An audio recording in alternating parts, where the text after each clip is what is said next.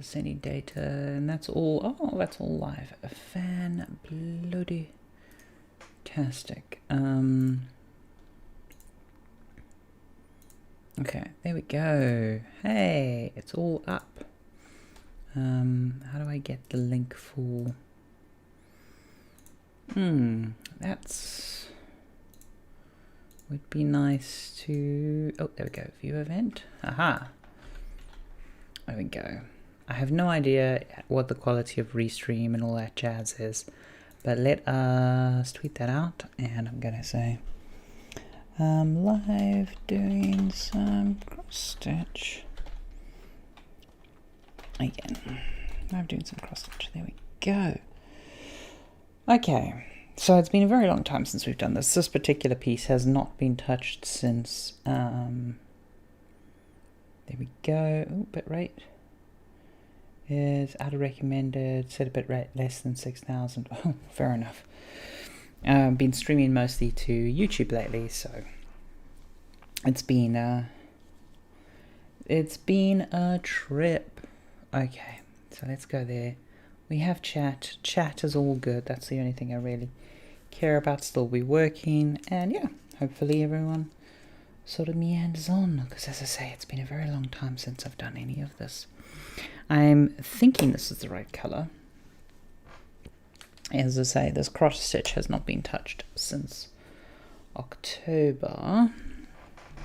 Do you know, I might just be cheeky and no, I'll stick with that needle. It's a little bit blunt, but it'll do. It'll do, pig. It'll do. This is quite wide Ada piece of cloth.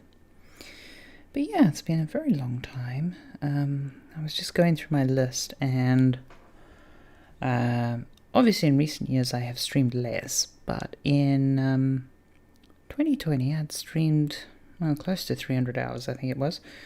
But then last year I streamed less than 30. Basically I took a noticeable break. I tried to get back into it for a bit, and then I broke out of it again. So the plan is going to be to try to do at least 2 streams a week from 10:30 onwards. Onwards being a loose thing, and I'm not going to really care too much about the specific details. Oh, actually, I'm going to do a local recording. I haven't done one of those in ages, but I have no idea about the quality of the restream stream, because that's the other thing. I'm sending this to YouTube and to Twitch, because I'd prefer to be entirely on YouTube, but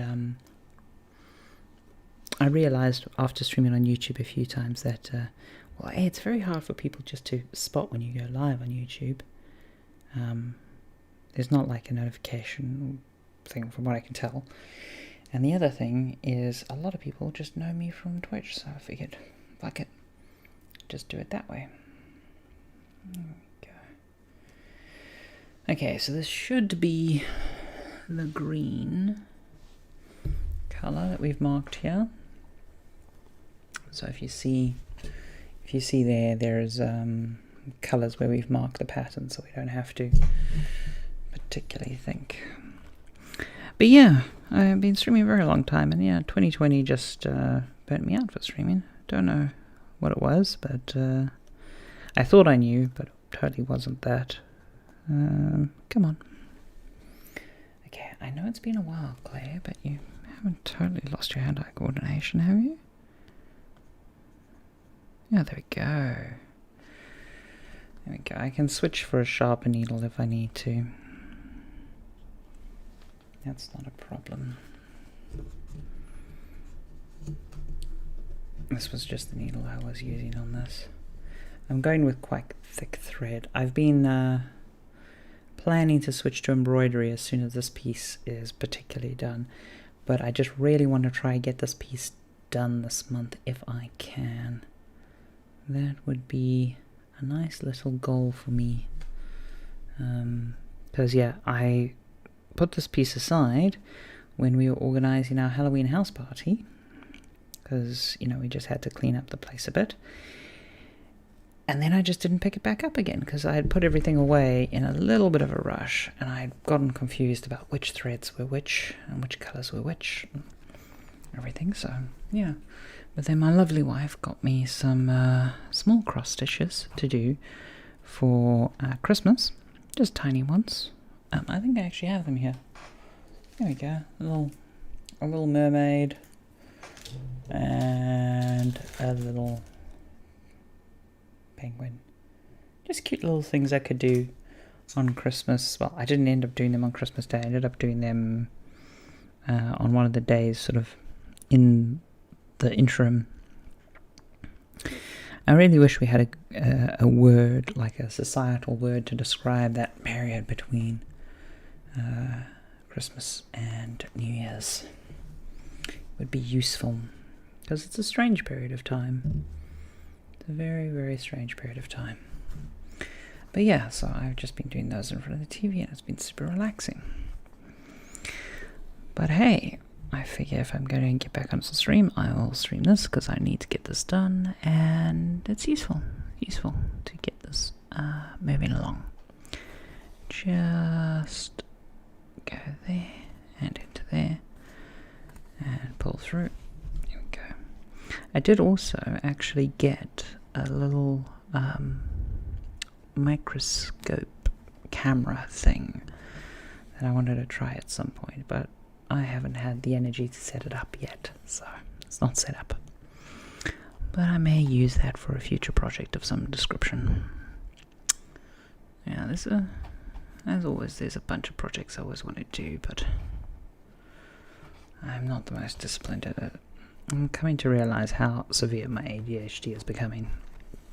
I generally have it under control, and I've avoided diagnosis and medication since childhood on this. I have my reasons, long stories, but generally I have a handle on things. But then I've come to realize that the combination of working from home, the pandemic, and some other junk has meant that I've not been, shall we say, optimal in the last year or so. I realized it's been hitting in a few places, and so I was like, you know what, if this is going to be a problem, I need to come up with new strategies to deal with it before it becomes a bigger problem. And the particular one I'm using at the moment, one which I actually have been using streaming for a very long time, is called body doubling.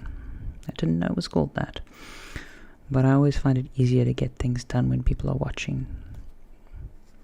And so yeah, I've always found an audience basically focuses my mind.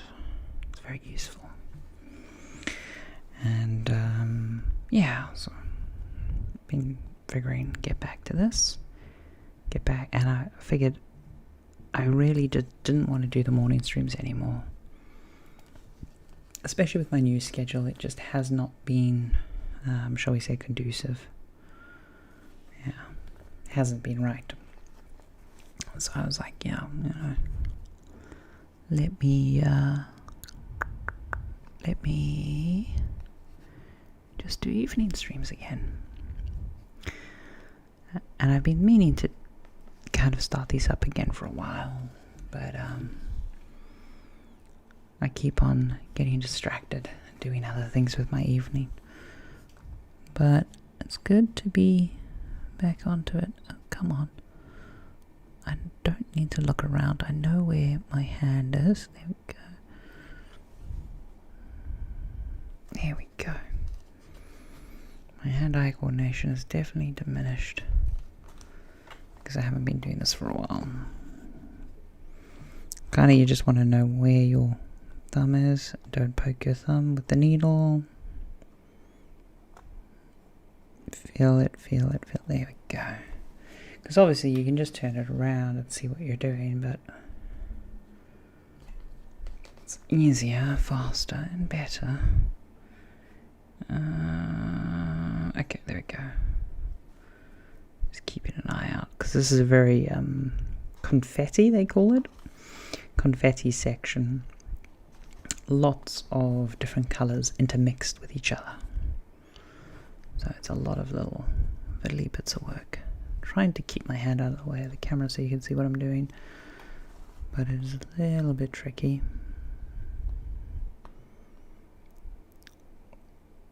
Oh, come on.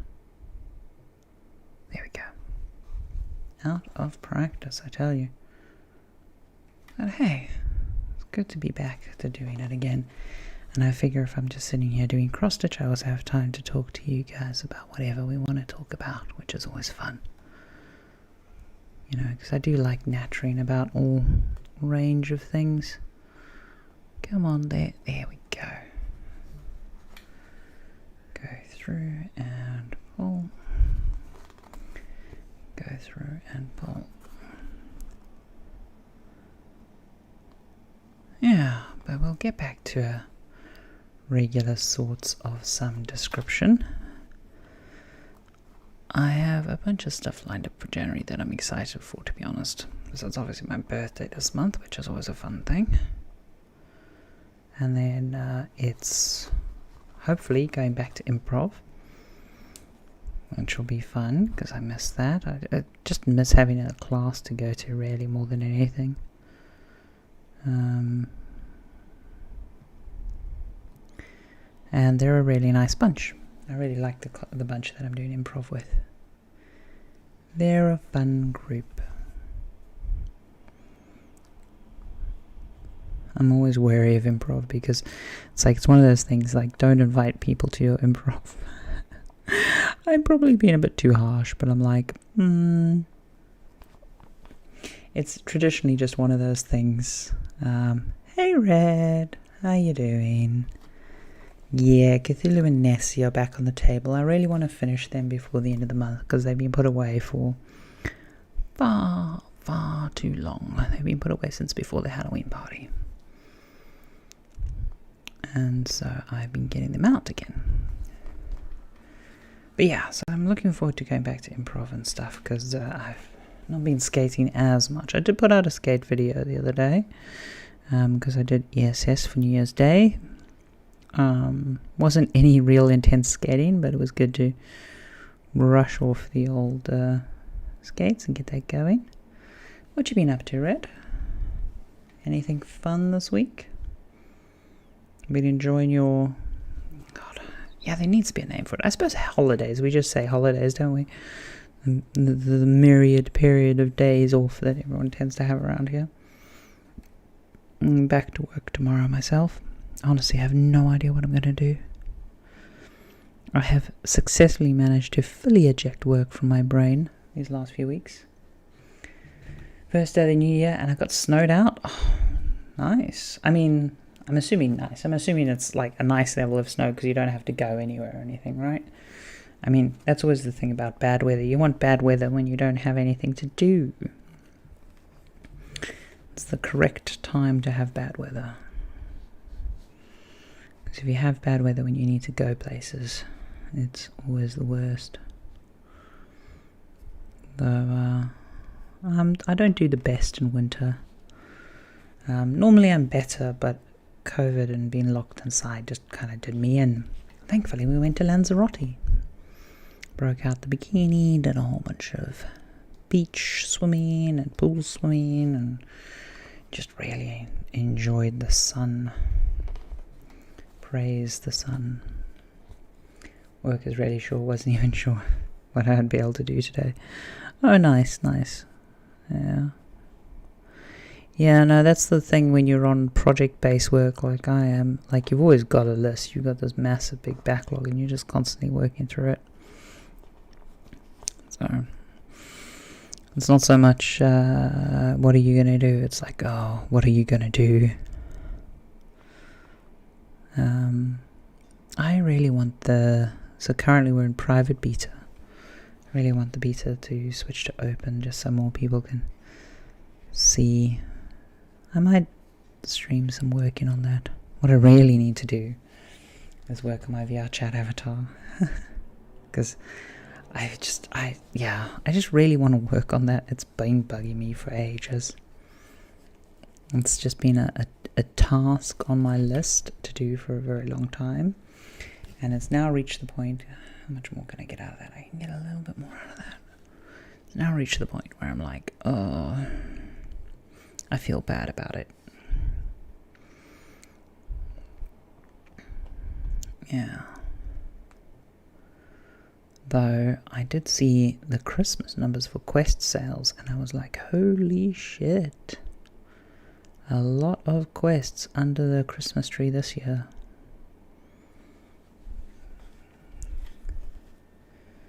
Can't imagine what VR Chat New Year's was like this year. We had a friend over, so he just got very, very drunk. Normally we throw a Halloween New Year's party, rather infamous for it, but obviously the last 2 years, not really. We were going to do it this year, but it didn't really work out. But we did have a friend come around. It was kind of funny. We were like, oh, we're not going to do a party, we're going to do a small thing with like 5 friends, and 4 of the 5 turned out to be COVID positive, so they didn't end up coming. Yeah, a lot of people positive at the moment. Okay, I think that's as far as I'm going to get with this thread. We need to cut a new bit of floss.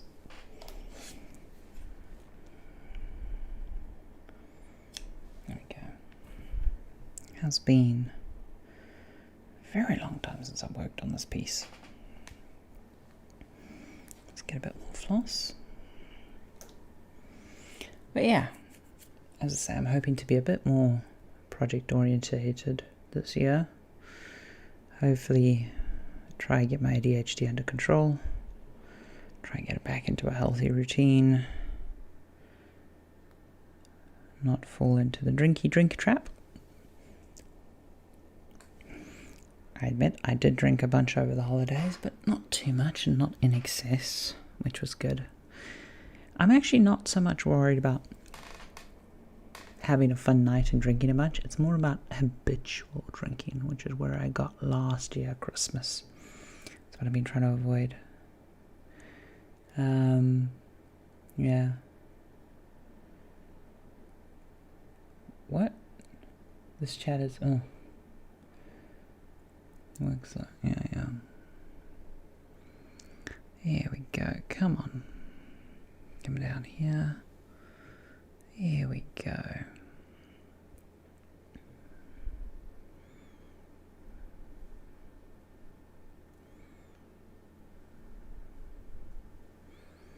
And that works there.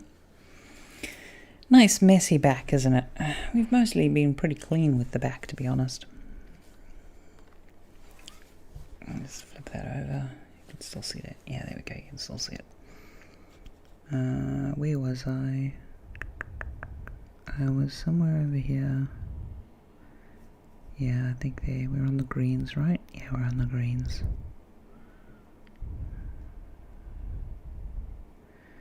Okay, across there. That's good. And now this is where one part I do actually have to check the back, because I don't want to waste thread.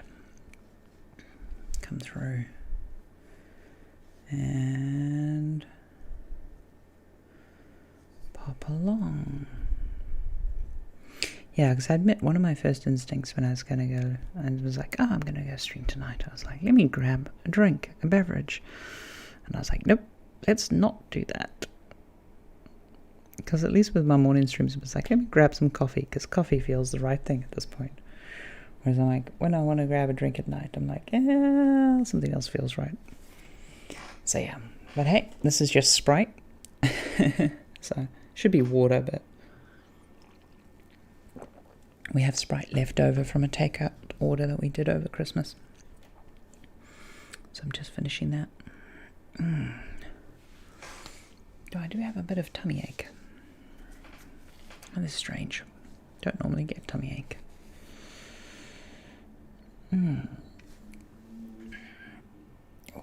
I might actually just go quickly get a Gaviscon. One sec.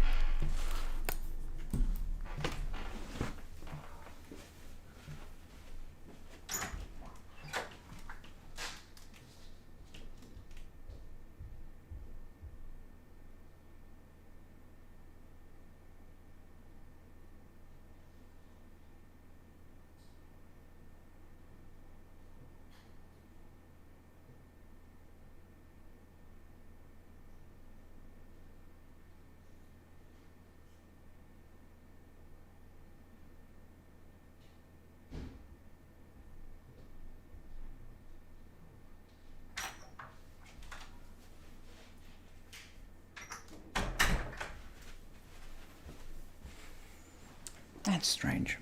Oh, taking a Gaviscon, but it's not usual for me to get that. Just a smidge of tummy ache. Okay, let's just security alert because I hooked up a thing to a thing.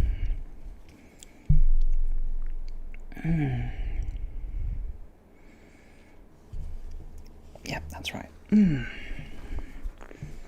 Strange. It happens sometimes. It does happen sometimes. It's fine.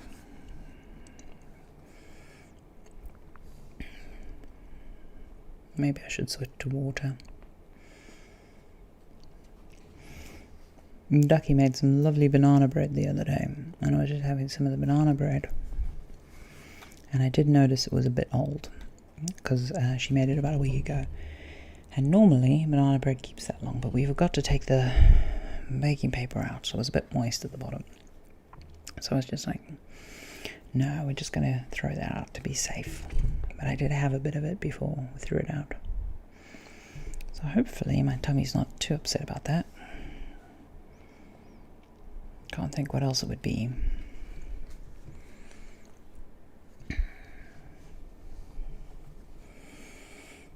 Because other than that, I don't think I've eaten since lunch. Think about it. I had an apple. Apples are fine. Apples are healthy.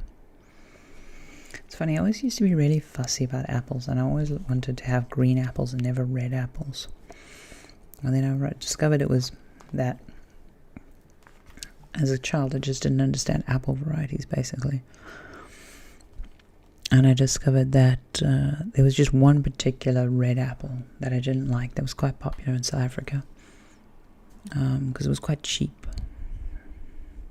Lots of apples grown in South Africa. And this particular type of apple, whose name I forget, is not super crunchy. It's quite a pulpy apple. And yeah, it just never appealed to me. But I've since found a bunch of brands of red apple that I like. So it works out. But it was funny. Always had a thing for green apple. And then ironically,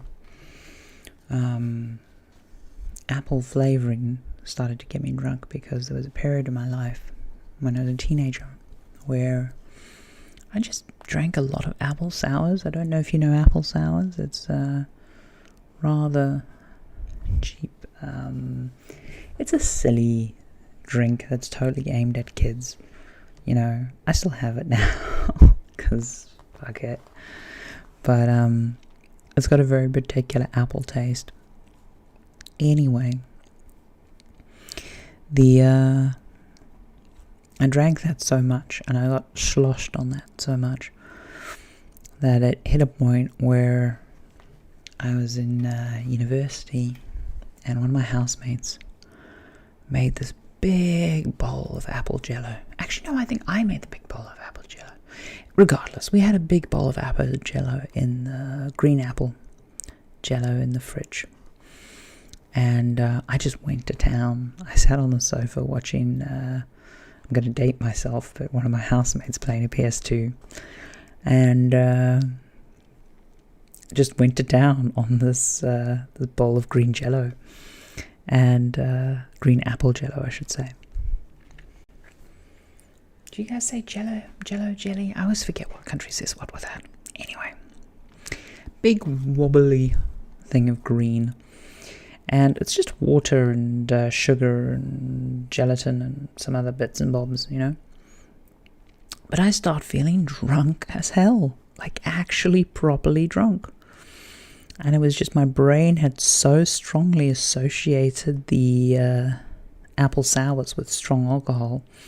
And obviously one of the problems with doing shots is you, especially like jello shots and just normal shots and stuff, is you can ingest the alcohol a lot faster than the blood alcohol levels go up. And so you can drink a lot more before you realize how drunk you are. And oh dear, that looks to be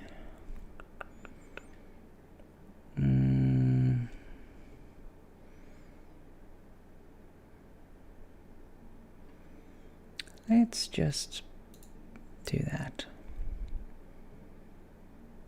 There we go. Oh no, that doesn't actually clear it from... That's an interesting problem. If I refresh that... Oh, okay. I need to figure out a better way to handle that. There we go. Whatever. Anyway, the amusing thing... Where was I? I've lost my place. The amusing thing was, yeah, you can bite shots faster than your body's blood alcohol level registers them. And so what you start to do is your body basically starts to go, oh, this shit's dangerous. If you taste the green apple jelly or the sambuca or whatever, start telling her that she's drunk as fast as possible, because otherwise she's going to drink too much. So it's a defense mechanism your body comes up with. But of course, this jelly had no alcohol in it, but I just got totally wasted on that sofa. Such a distinct memory, which is ironic, like distinct memory of being drunk. Not a thing you normally get, or not a thing I normally get. I mean, I've only been blackout drunk like once or twice in my life, but you know what I mean, like your memory recollection's not the strongest when you're drinking. So yeah, it was just me on the sofa watching my friend play, my housemate play, I think it was Final Fantasy 9 actually. Yeah, I think it was Final Fantasy 9. Might have been 8. It's the one... It's the one with the big invasion and the overland map and stuff. Probably doesn't narrow it down. But yeah, I just distinctly remember watching him play that and going, oh yeah, I feel very, very drunk right now.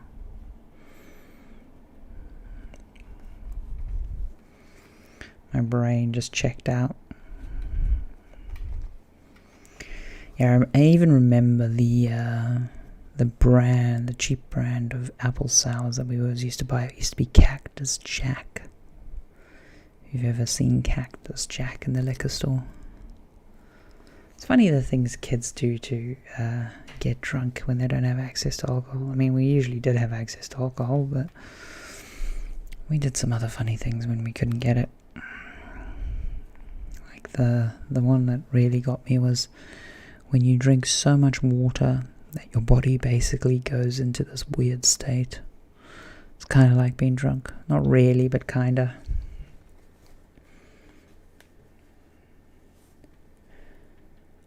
Huh.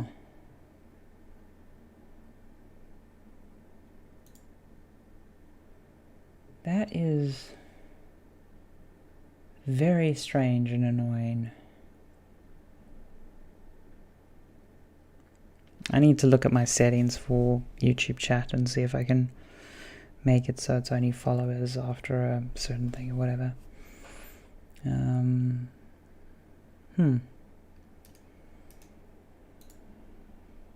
It's the weirdest little...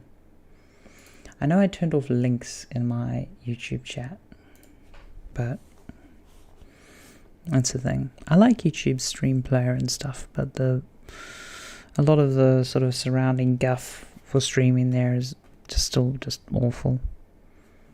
I'd like to stream more on there though, but anyway, my compromise now is I just use Restream and I'm on both. There we go, that works. And if Twitch wants to take my affiliate away, they can, because I could not find a way to opt out of affiliate. It's like I accepted it years ago. There's that. There is that.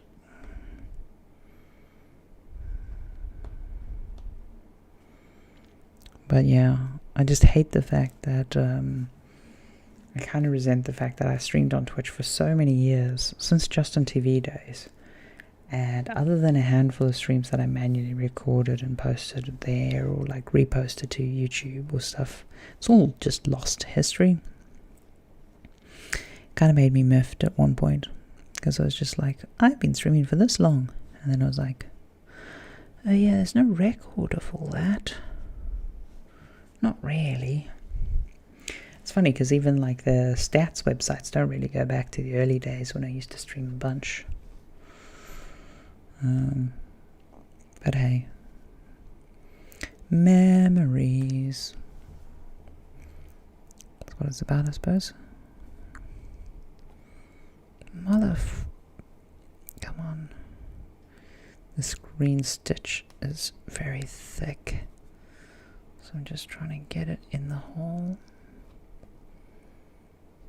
It's just a bit too hairy around that spot. Let's just go from behind. Come on. There we go. It's funny, oh no. Gonna say, it's funny how when it just slides in, it's like, oh okay, no, that's exactly the right place for it.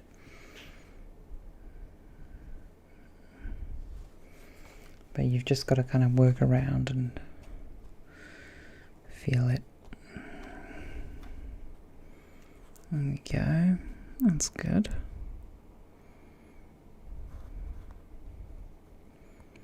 I'm going to run out of thread before I can finish this bit, but I can loop on back. Come on. You're kidding me. Is it only this bit? It is only this bit, isn't it? Okay, here's what we're going to do. We're going to trim that because it's only this bit. So any plans for the new year? Yeah, so basically that's why I was doing... So I did this list. Where I was like, let me go through my calendar, my emails, my everything, and figure out what I did in 2020 and 2021. Because I'm normally very good about setting New Year's resolutions. And I usually set about 3 New Year's resolutions, and I've done so since I was a teenager, and I usually accomplish 2 of them, sometimes 3. You always make progress on all 3. But I usually accomplish 2. I don't talk about my New Year's resolutions, but I normally get them done. Last year I didn't set any. First time in a very long time that I didn't set a New Year's resolution since I was a teenager. Because I just couldn't. I was at a very low point then, sort of middle of my alcoholic binge and changing job, and there was a lot of stuff going on. Middle of the pandemic, like it was a time.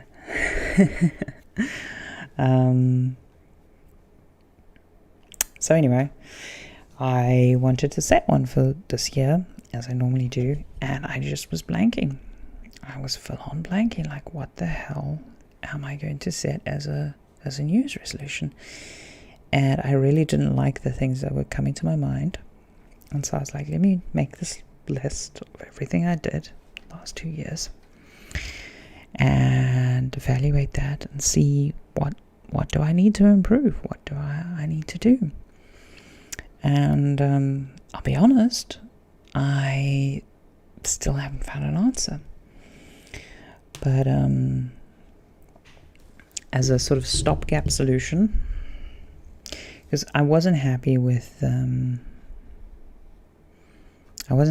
amount of personal progress I made in 2021. 2020, I wasn't super happy either, but I'm a bit more forgiving because we bought a house and, you know, did a thing. I mean, I improved my skating. My skating was the one thing I really worked on in both years and did get better at. Not as better as I liked, and I went through a lot of injuries, which... Motherfucker. Never good. Never good to go through injury. But, you know, I definitely made progress. So then I was like, okay, so what do I do if I haven't got a New Year's resolution? And I was like, well, you've been through the list. One thing that you stopped doing that you definitely want to do again is stream, so back on that. And you definitely want to, you know, acquire new skills. It's like, what new skills do I want to acquire? Like, I don't necessarily mean like something I've never done before. I often just like, I'm learning new programming skills or game development, or, you know, I'm giving talks at conferences, which I don't feel like it's a good goal to set this year. That was actually the goal for 2020, ironically. Yeah, 2020 was a curveball. Anyway, that aside, so I was like, well, okay, in the short term, and as I said, I don't normally talk about the goals, but considering it's so actively done, I think we can talk about this one. I said, well, let's get this thing finished before January is out. Let's focus on that, and let's get to streaming again. Get that going, because I enjoy doing that. So that was a big thing. But I don't feel like I can make plans for my birthday this year, because I could do a VR chat birthday party like I did again last year. But, yeah, I don't know. I'm still trying to process all that. Normally I like to do something fun for my birthday, and I don't know if I will be able to this year. Still trying to work it through. I suppose a VR chat birthday would be nice. Yeah, probably be the easiest way to get people to attend. And there's a lot of people just not in London anymore. Okay, so we've done that colour. Sort of just going through. We need to get the blues. Are the blues darker or lighter? I think they're sort of in the middle. Okay, let's cut this off and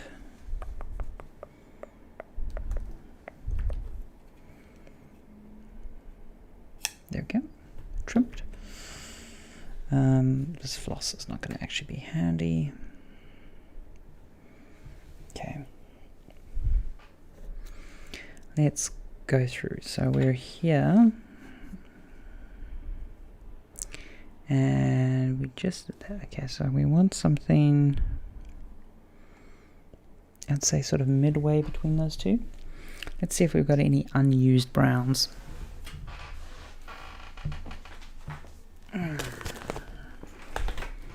Mix of a mega bag of just everything that I haven't used so far. I do have a plan to organize the studies, crafting supplies a bit better. There is a plan for that. That kind of looks halfway between. It's a little dark.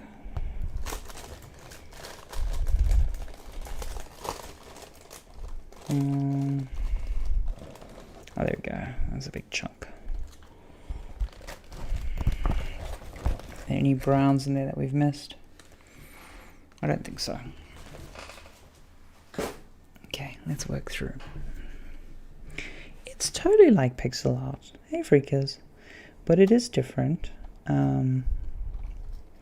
There's a project that I haven't touched in a while that I'd like to get back onto, where I was coding a little cross-stitch game app thing to kind of highlight the differences between it and pixel art, namely the differences of stitch and stuff, which is kind of why I want to finish this piece, and then I might do some embroidery stuff.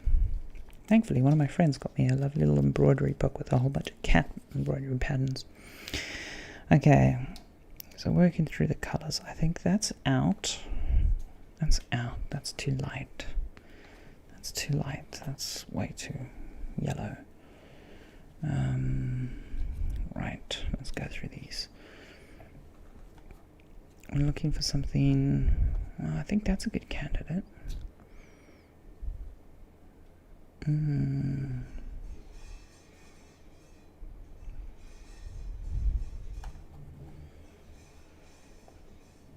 There we go. What's that candidate like? That's a bit darker.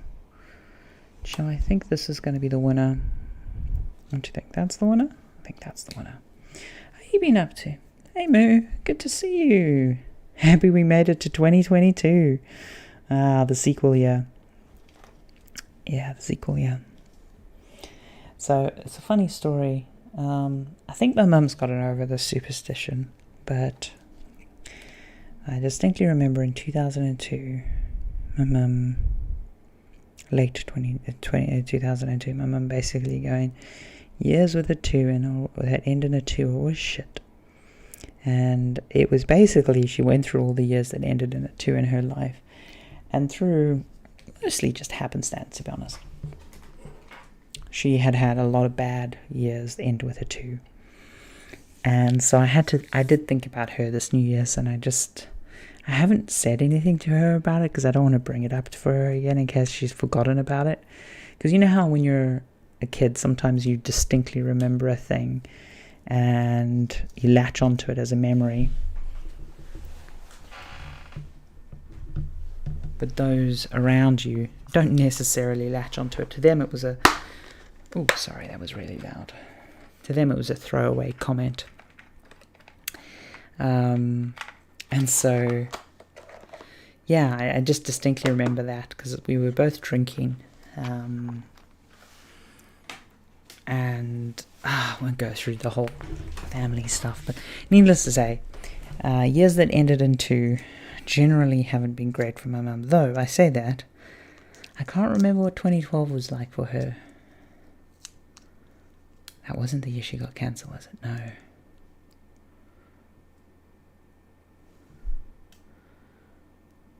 Crap, it might be. No. Hold on. What years was it? Now that I say this, what year was I at JagX? Was it JagX for 2 years or... See, this. Now that I've said this, I've got to look it up because I'm like... My brain is not to be trusted with years. Holy shit. No, it was 2011.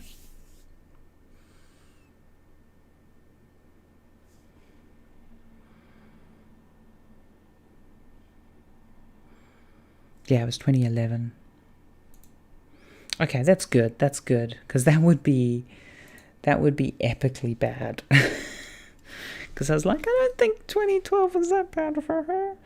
Yeah, there we go. I think the curse is broken because 2011 was really shit for her, but 2012 was actually the year that she did a pretty miraculous recovery. You know, like when someone you know gets cancer and you look up the numbers for that particular one. She's never smoked a day in her life, but she has had a lot of smokers around her in her life, particularly her parents. And then sometimes you do just get unlucky with that kind of thing. And she just got unlucky, basically. And I so distinctly remember it. Obviously, I distinctly remember it was a very rough time in our lives. But yeah, that was 2011. Jeez, GCM. But yeah, so I suppose the two curse is broken. The 2 curse is broken. Hey Noodle, how's it doing? So yeah, this is just a year of 2s. But I have to admit, on the 22nd of February, I am going to be concerned. The 22nd of February, I'm going to be very, very concerned. Or should I be more concerned on the 20th of February because of how Americans write dates? Just blame everything on America and how they write dates. That'd be funny. That'd be very, very funny. Yeah, I expect there's more than one marketing company that's going to do crazy stuff in February just because of how the dates are written. It's always amusing when like a movie or something latches on. It's because it's always an American thing. Well, not always, but it's usually an American thing where they latch on to how the date looks for a marketing campaign. And then overseas, everyone's just like, what? What's going on here? That's very silly. So yeah, it's a thing. Hey Noodle, how you doing? Yeah. yeah, no, slowly working on this cross stitch. As I say, I definitely want to get it done this month. It's gonna be the goal to clear this one, because it's a big one and it's just been sitting on my backlog for ever, and I really want to see how the back stitch and everything works out for this one, because that'll be really interesting. Though I'm going to have to use a sharp as hell needle to pull off the back stitch, because I've been very generous with how much floss I've used on this. Nice, that's good. That's true, most ad money does target the US. Ooh, got me into Quest 2 running on wirelessly on PC, which is nice. Nice! I think a lot of people got Quest 2s under the Christmas tree this year, judging by the data. There is a lot of Quest 2s out there. I'm going to be interested to see how the PSVR launch goes off this year. That'll be very interesting. Because obviously it's been a long time since I worked on PSVR 2, but when I had finished working on it, it was already like spec locked and everything, so I know like what's coming out and all that jazz, and I've been keen to see it emerge. But yeah, I'll be happy to see how that launch goes, because I think it'll be the first sort of similar broad market thing. Obviously, I mean, this is really this is the decade of VR, really, because we're going in. Don't think there'll be much at CES, though, unfortunately. I hope there's some interesting stuff at CES, but I'm not expecting any big CES reveals. It feels like everyone's kind of downplaying CES this year, which is a shame, because it's always a fun way to start the year. But this is going to be the week of CES news, so that'll be good. Oh, yeah. What's my Twitch account? My Twitch account is Kamau. /Kamau. KIMAU.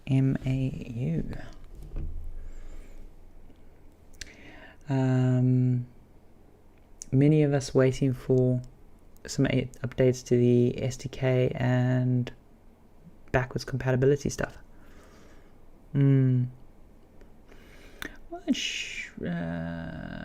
I shouldn't say anything. I literally was just going to start talking about it. It's because it's in my brain as like, this is old information. This is information from a very long time ago. And I'm like, oh, Claire, just turn off your brain. Just don't do that. Don't do that. You can still get sued. What am I doing? There we go. Focus back on the cross stitch. There we go. Don't get sued. There we go. That'll be all good. Count the floss. That's why there's 3 floss in here, not 2.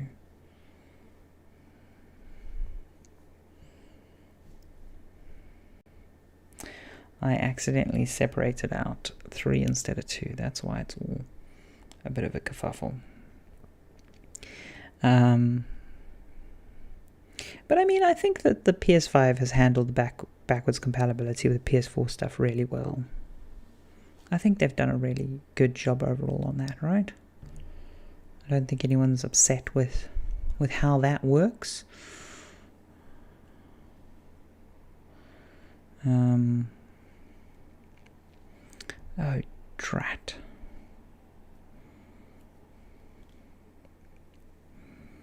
Here we go. Whee! Shaboomp. Okay. But yeah, we're going to have a big year for VR, because we're going to have the Apple's headset's going to launch this year. Pretty much all the leaks say. God knows what Valve's going to do, but it looks like they're doing good stuff. Release dates and price are the most sensitive of sensitive information. Usually companies will compartmentalize information, and there's certain information that is really easy to know, and there's certain information that's really tough to know. And one of the hardest things to know is always price and release date, because it's very competitive, sensitive information. You can usually glean release date from like store stuff and a bunch of other bits and bobs if it's got a physical store rollout. Price though, price can be changed right up to the final wire. It's quite surprising.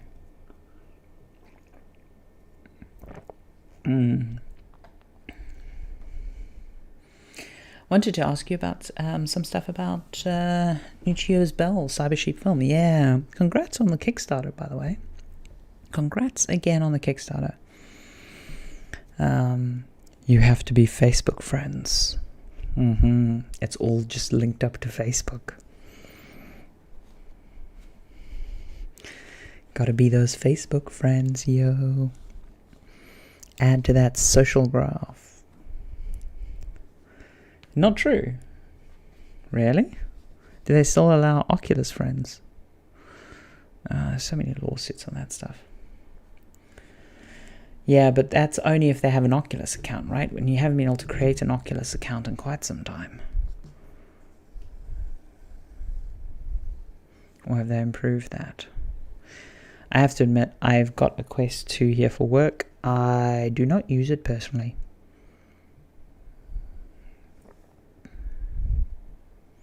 Yes, they have since said they are going back on the Facebook requirement, but that's because of legislators' pushback. Like, the Quest, to my knowledge, is still banned in Germany because of that. And Germany is a big market. The M word, yeah. It's upsetting because I've been working on metaverse stuff since, gosh, 2013 I started working on metaverse stuff. Now, metaverse, to be clear, I'm basically just talking about persistent VR environments and social VR and web VR. That's what I'm talking about, right? And there's some really interesting technical challenges, and there's some really good work that's going on there. And the word is basically now just unusable. The same thing happened to the word AI, though, after the big AI crash. The problem is then if you're an AI researcher and you're looking up stuff and you don't know what you're doing, like if you're a grad student or new to the field, a bunch of your time would basically be trying to find out what acronym or what term you'd need to look up, like semantic web or multi-agent systems or behavior trees or all that stuff. I mean, I hope we can reclaim it. I quite like the take that some YouTubers launched where they were like, oh, we should call it the Nexus, whatever. Generally speaking, though, most of what I was trying to talk about was called social VR now. And generally, that's what people call it, is social VR. Things like VR chat and stuff. But that does lack some of the persistence element.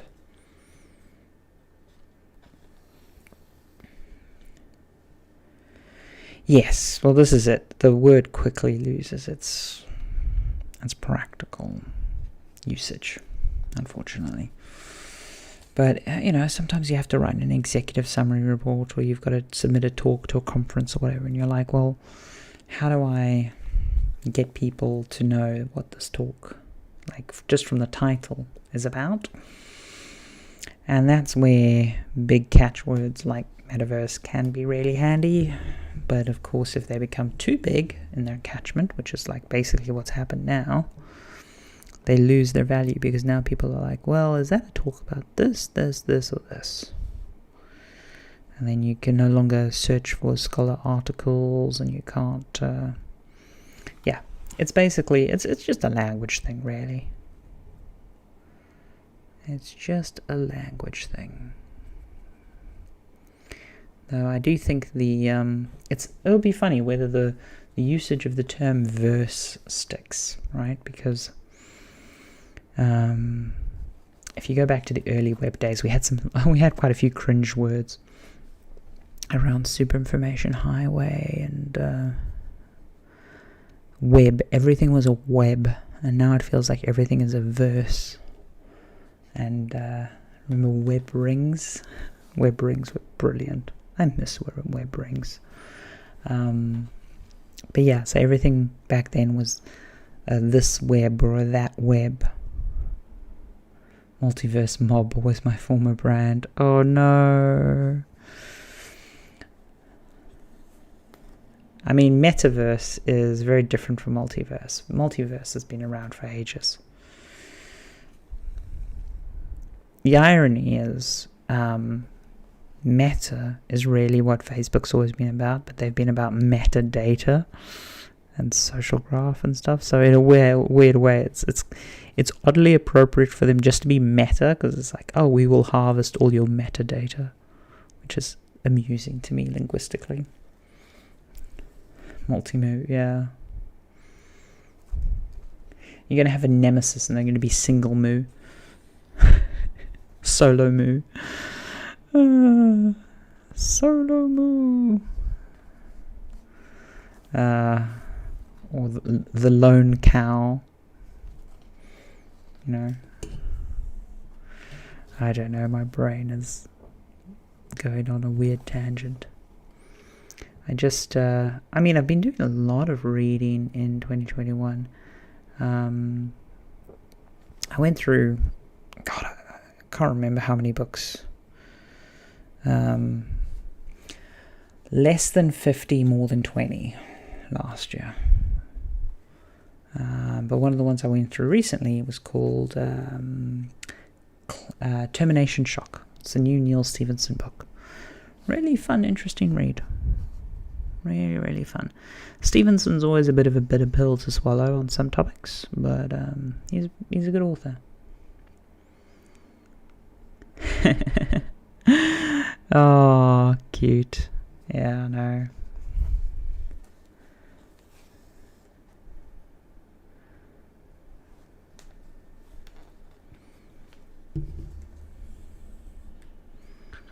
Yeah, no, I need to really update my VR chat avatar, but I'm not going to get distracted. As I said at the start of the stream, my ADHD has really gotten worse this last year, just because of pandemic and lifestyle stuff, to the point where I've actually been considering getting medication, which is something I've avoided most of my life, or pretty much all my life, to be honest. I'm usually pretty good at managing things, but yeah, I'm having to come up with new techniques to manage some of my ADHD. And see, I've gotten so many diagnoses that I just generally try to avoid them. So I don't know whether I'm ADHD or bipolar or fucking borderline personality or whatever the other myriad of things they try to throw at my brain is. It's like, well, bog off. I kind of got to figure it out. I'm an adult at this point. Got coping mechanisms. Though I've been trying to learn Blender. Yay! Blender. Though, I'm hoping you'll be able to get access to what I'm working on at Adobe soon. I'm hoping that comes out of thing. But I don't know if you've seen what I'm working on at Adobe. It's a VR sculpting app, which it's basically I don't want to say it's the successor to Medium, because that really undersells it.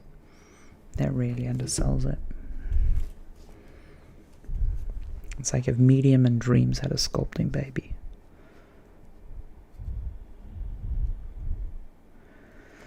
Especially considering that we've got 2 of the core 4 Dreams people. And I'm not counting myself in that. The 4 core Dreams technical people are Evans, Simon, Anton, and Anton. Simon's at Unity now. Anton and Anton at Adobe with me, and Evans is at NVIDIA. Hoverboard tutorial. Oh yeah, a lot of people really like the hoverboard and the compute shaders tutorial. Those are still to this day my most popular videos. Although I don't think I'll ever do another Unity video, because fuck Unity. Sorry.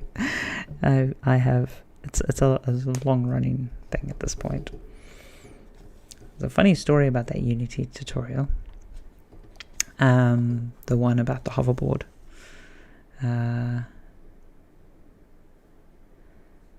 Yay, I'm glad.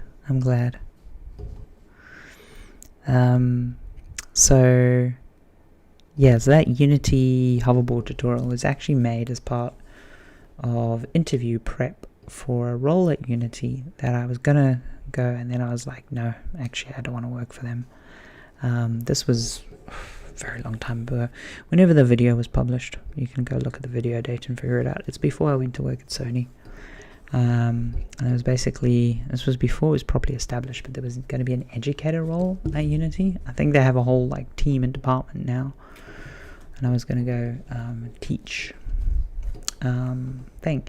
And to be honest, the teaching part of it really appealed to me, but the pay was terrible. The pay was awful. Absolutely awful. For some reason they think that like someone who's teaching a thing should be paid less than a proper engineer. It's like, no, I'm a proper fucking engineer, just fuck off. Which was the whole thing, because it's like, if you want someone teaching people, you want someone who's good to teach. You don't want to pay someone cheap. Anyway, teaching and salaries, don't get me into that whole conversation. But I was already having issues with where Unity was going with its business models and its practices and some of its decisions, and so I'm glad I didn't go in the end for a range of reasons. But these days I try actively steer people away from Unity to pretty much anything else. I know that like a lot of people still use Unity for a lot of reasons, but I do try to steer people away from it. I leave up those tutorials because I think they're useful and helpful. Frankly, they're my most popular videos. But I don't think I'll ever do another Unity tutorial. The sad thing is, the main reason I was doing it in that is because it's a very transferable skill set, It's like all the principles from that hoverboard tutorial still work.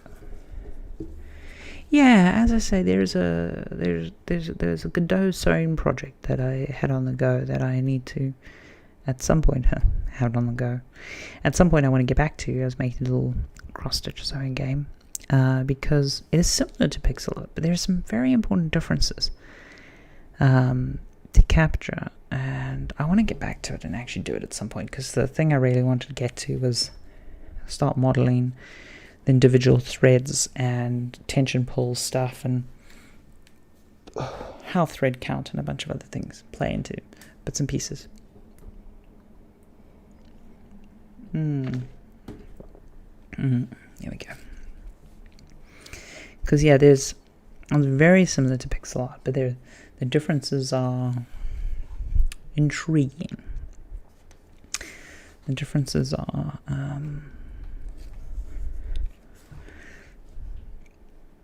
not noticed until you really dig into it.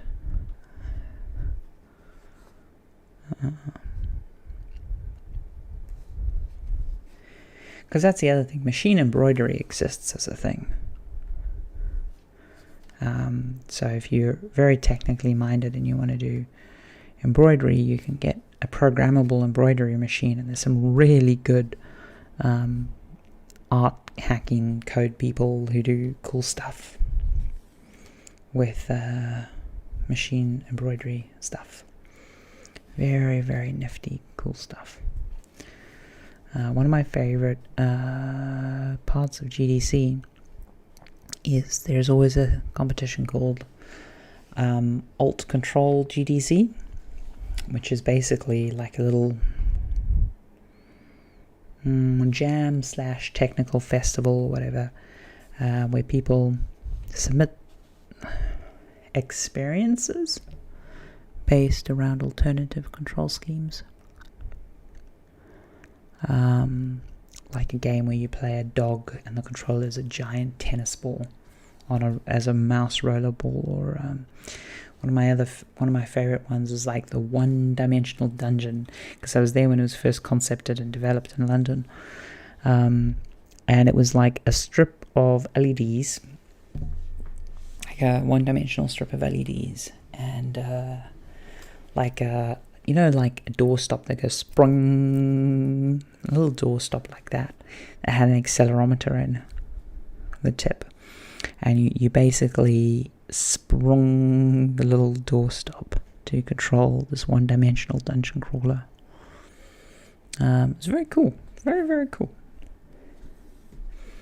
There was another one where it was a 2-player game, and there was a camera, and basically you had to convey an emotion, like happy, sad, or whatever, such that the other person could correctly select the emotion that you were trying to convey without any other communication other than like the picture of your face. And the computer had to not pick up whatever emotion you were trying to convey. So the whole like story conceit is like Big Brother's watching, and you need to like convey emotion to people around you without letting the robots know that you've stopped taking your emotion blocking pills or whatever it was. I can't remember what it was. It was a really fun game because emotion detecting cameras are a lot better than people think. And so you get into this fun game of, how do I show that I am happy to a person without a machine being able to tell that I'm happy? So you can't just go, because then the machine immediately gets it, right? So you're like, you start to like try to convey emotion with your eyes, and it helps also because we were at a conference that a lot of the people were strangers, right? So the person trying to read your emotions, not a friend, they're a stranger. You don't have a relationship with them. You can't, rely on that familiarity. So yeah, it was an interesting little project. But yeah, so the Old Control exhibit at GDC every year. Very, very good little exhibit. Don't know if they've done it the last 2 years because of obvious reasons. But I'd like to see it return. Fortunately, a lot of the projects that do well there come out of physical hacking events, and obviously those haven't been running much. So it'd be good.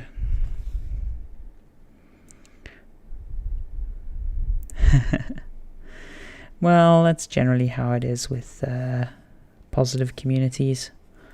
It doesn't feel as triggering to be around positive communities. You can bear more, especially if the community has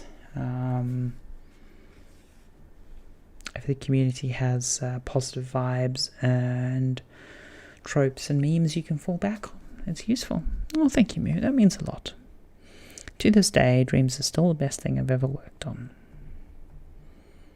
Warts and all. Yeah, doing that summary list I mentioned earlier.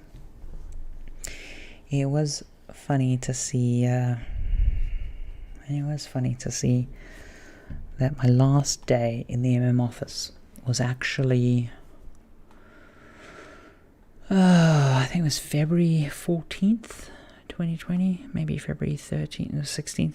I can't remember. It was that week roundabout, because I was actually sick a lot in January, which is ironic. And so I was actually working from home a lot in January, and then I think I was in the office for a week before we switched to full-time working from home. Because we switched early, and it was always like, oh, you can't let anyone know that we're working from home, or that, I think it was like, there was all kinds of weirdness at that time, it was like before everyone had figured this stuff out. Because that was obviously also the year that the PS5 was launching, so like I had to work with Central Tech on how to get me a PS5, because I was like the main PS5 person at Media Molecule. And it's like, how do I get one of those in my home when we normally were even really secure about having them in studios? And then there was a bunch of titles that, people were trying to launch titles on PS5. And they like, well, how do we get it to all these people? Because obviously if you're doing a big studio AAA game, it's like, well, you can't send these hypersensitive kits to like your average artist or whatever. But they need to be able to run the game and see the game and all this jazz, and technical nightmare. Absolute nightmare. But yeah, I think the thing that's really sad, I was going to go to TwitchCon 2020, and I think I missed the Dreams meetup. Yeah, I missed the Dreams meetup in 2020 because I think it happened very last minute or whatever, and I didn't think. And then there was meant to be another physical meetup sort of middle of the year, I think it was, or something, and then that obviously didn't happen. And so the only person in the Dreams community that I've ever actually met is Keld, and I met him at TwitchCon 2019 in San Diego. We had a bunch of good drinks. It was a bloody good time. Very fond memories. Yeah, it's fun. It's fun. Yeah. Shame. I do wish that Dream streamers and stuff got a bit more attention, to be fair. Not the best at self-promotion. Had I known it was coming, yeah. Had I known. It's really funny. Almost went to TwitchCon, yeah. Oh, there's a life lesson for you, Moo. Woulda, shoulda, coulda. Next time an opportunity comes, say yes. It's really funny because my first TwitchCon was actually the first TwitchCon. And I was attending as a VIP business partner person. Because I was Sony's main contact with Twitch at the time. And so anyway, I'm going to TwitchCon, very first TwitchCon. And this is back when Ernie was still there. And he was my main point of contact. Great guy, Ernie.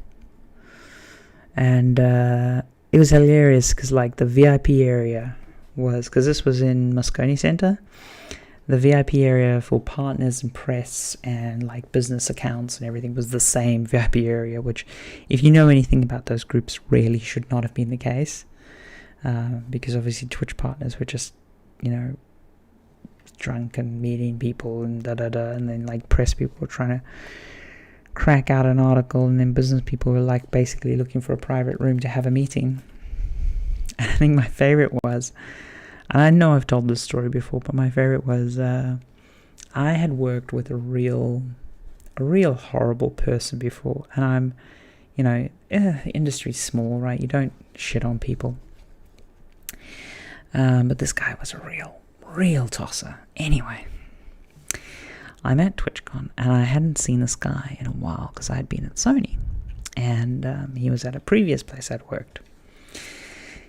Anyway, this guy comes walking along into the VIP area, and I recognize him immediately, and I'm like, oh my god, it's that arsehole. And so I put on my fake smile, and I'm like, hey, how you doing? And I literally give him like a big handshake sort of thing, and like not a hug because I hate the guy, but like a friendly as you do, business meeting. And it took me about half a second to a second, and I was like, wait, you're not fucking asshole's name, And I'm like, oh, sorry, I thought you were just a complete... And like, I'm just saying horrible things. It's like, no, I'm sorry. I thought you were someone I knew who is a really horrible person. And I'm saying the worst things because my brain is just tripping over. And I'm basically calling this person an absolute horrible twat and everything to this person's face. And this guy is so nice and confused and stuff. And you know who it was? It was fucking Carnage. Because this was back. I don't think he was a partner, and he was definitely big-ish, but I don't think he was anywhere near as big as he was now, because as I say, this was first TwitchCon. And I think because the area, I didn't realize how mixed the area was, I just assumed it was all business people. So I felt really bad. Because he looks identical identical to this executive producer, twatwad, Porsche driving Nimrod, who I have only bad things to say. So anyway, that was an amusing. That is how I met Cocarnage and insulted him for a solid 2 minutes before I was like, oh, sorry. I mean, I wasn't even insulting him. I was just like being really nice to him for about 30 seconds. Then I realized he wasn't the person I thought he was. I was like trying to explain how horrible the person I thought he looked like, and I was just like, it was the most awkward interaction ever. It was full like social meltdown moment. Yeah, it's not funny. He is awesome. He's a very like wholesome guy and stuff. And yeah, it's it's funny because he's like the exact opposite of this person. He's like totally not like the person I was comparing him to. I still wonder if he remembers that happened, because it must have stood out in his mind. I mean, to give you an idea of what the VIP area was at that time, if you've ever been to Moscone Centre, on the sort of top floor, there's like this little coffee area with a few private meeting rooms attached. It's the dingiest. It's in Moscone West, I want to say. Anyway, it was this small little area, and this was like the only like VIP area they had. Yeah, that first TwitchCon was rough and ready. It was the first TwitchCon, more than anything, was just Twitch going, hey, Amazon bought us, we have a ton of money, let's throw a party. That's what the first TwitchCon was. So then I didn't actually go to TwitchCon for a few years, because I was like, well, TwitchCon's badly organized and terrible, and it's not worth us going as business people. And then a few years later, I went to another one as a business person, and I was like, okay, this is a bit more useful, but it's still not actually that useful from a business point of view. And then I was like, sod it, I'm going to go to TwitchCon as just a punter, just not do business, not get a Sony VIP badge or this crap. I think I went with like my Twitch affiliate badge, right? Utter peasant status. And I had a blast. I had an absolute blast. Just got drunk with a bunch of other streamers and just mowed around and just had a fun time. Just had a fun time. It wasn't a work trip. It was entirely on my own buck. Which, not optimal. But, it's nice to expense that stuff. But then if you're expensing that stuff, then it's work and your mind's in a different place. And, you can't do certain things when you're wearing your company's name around your neck. I mean, obviously, if you get caught doing anything too bad, social media will always connect you and get you fired the very next day. So, you've got to be a certain level of well-behaved. Don't snort anything white in front of camera and all that jazz. But it was funny, though. It was so funny because I'm very cynical about streaming and all this stuff, because I know how the sausage is made, and I know the numbers, and I think now everyone knows the numbers, thankfully, because of the hack and stuff, and people have finally come to realize just how unrealistic streaming is as a monetary endeavor. It's like, yeah, some people end up making some money off it, but do not do this for money, because it's just a really dumb way to make money. There's much smarter ways to make money. No, I'm being too ambitious with this amount of floss. There we go. But anyway, this was, I think there's a lot of, bless them, there's a lot of young, naive people who really are trying, and they're the ones who are going to succeed, because, how do I say this? They're going to succeed because they're too stupid to listen to common wisdom that everyone else is listening to, that keeps them out of the space that their naivete takes them into, which is a beautiful, beautiful thing. I love it. I love it to bits. But sadly, it does mean that there's going to be a lot of broken hearts and, bank accounts along the way. But hey, is what it is. But anyway, I was at TwitchCon, and the one I went to as a punter, I had so much fun because I remember hooking up with oh god, what was this streamer's name? I used to be able to say it off the top of my head. Redrum? Anyway, I forget. And yeah, the Roblox situation is basically the influencer economy on steroids. The Roblox situation is speedrunning so many depressing parts of capitalism. It's not even funny. It's like, yeah, oh my god, the Roblox situation. The thing is I've known about the Roblox situation for a very long time because I had to do executive summaries and write about Roblox when I worked at Sony, before I even worked at Media Molecule and on Dreams.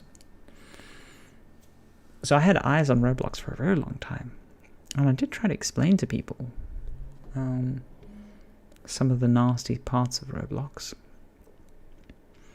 It's always upsetting to me because we tried very hard to do ethical monetization on Dreams, and just the legal weight, because Sony's such a big company, you just can't do a lot of things that a lot of, like if Dreams was a smaller independent thing, you would have just taken more of a risk on and done faster. Just because there's just, you can't get it wrong when you've got that much corporate sort of backing, because, you know, it's one thing if a small startup goes out of business and can't be sued, right? Like, it can be sued out of existence, but, you know, realistically, how much do you lose? But if you're attached to a multinational, you know, corporation, they can get a lot out of you. So, you know, you've just got to be, there's a different level of caution and professionalism that comes when you're working at that scale. Like Roblox could have never have come out of an established company, because established companies have a lot of checks and balances and safety valves in place to stop a lot of that stuff.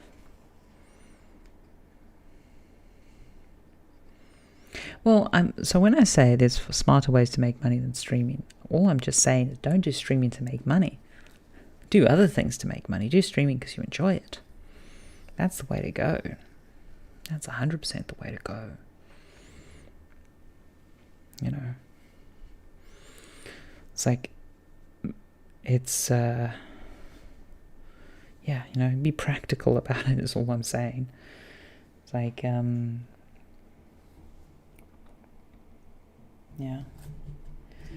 And you know, if you do want to take it a bit more seriously, then you do need to take it more seriously. You need to treat it as a business and blah, blah, blah. There's a bunch of stuff that you have to do there. But, you know, that's different. That is different.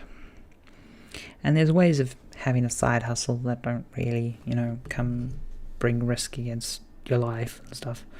There's ways of managing all of that. It's funny because, I have a lot to say on this topic because I know a lot of people who are artists and who do independent side hustle stuff, and yeah, just the economics of all that is very infuriating. It's like one of my favorite things to rant about is how many authors do not talk about their secondary income, because there's almost no authors in the world who earn the majority of the money from books. Even the ones who earn a lot from books are actually still earning a fairly sizable secondary income from writing a column or doing a corporate gig or doing other stuff that feeds the rent and stuff. Yeah, it's very rare to get a pure writer. But then you go to these things where you see talks and people are like, how do you think? And they're like, oh, da-da-da. And then they fail to mention that, like, oh, their husband is a doctor or their wife is a lawyer or, you know, they're a trust fund kid or a gazillion other factors they don't like to talk about. Ugh, fuck NFTs. Fuck NFTs hard. Anyone who is getting into NFTs to... the only people who I don't laugh at, who are getting into NFTs, are the people who are actively scamming other people. And them, I'm just like, well, you're being a kind of shit human being, but I can also understand, like, trying to make money in this world. Like, I get it. Don't like it, but I get it. But if people are, it's like, oh God, I was having a rant to a skate friend, because you know how when you have friends who do things, like you meet at a hobby or whatever, and so they don't necessarily have a lot of knowledge about something you're very knowledgeable about, and then they meet up and they're like, hey, so, you know, what's happening with video games or VR or whatever. They basically have these stored up questions that they want to ask you because you're the person they know that might know about this thing. And so one of my friends basically asked me, hey, what's the deal with NFTs? And I'm dropping all of the info on them and stuff. And I joke not, there was this little old lady. She was definitely over 60, probably closer to 80, in this queue. Well off looking lady, you know, she's got that London posh look to her, but not crazy rich, you know. The kind of person who probably owns multiple properties but doesn't own horses, right? That's kind of the range that I'm talking about.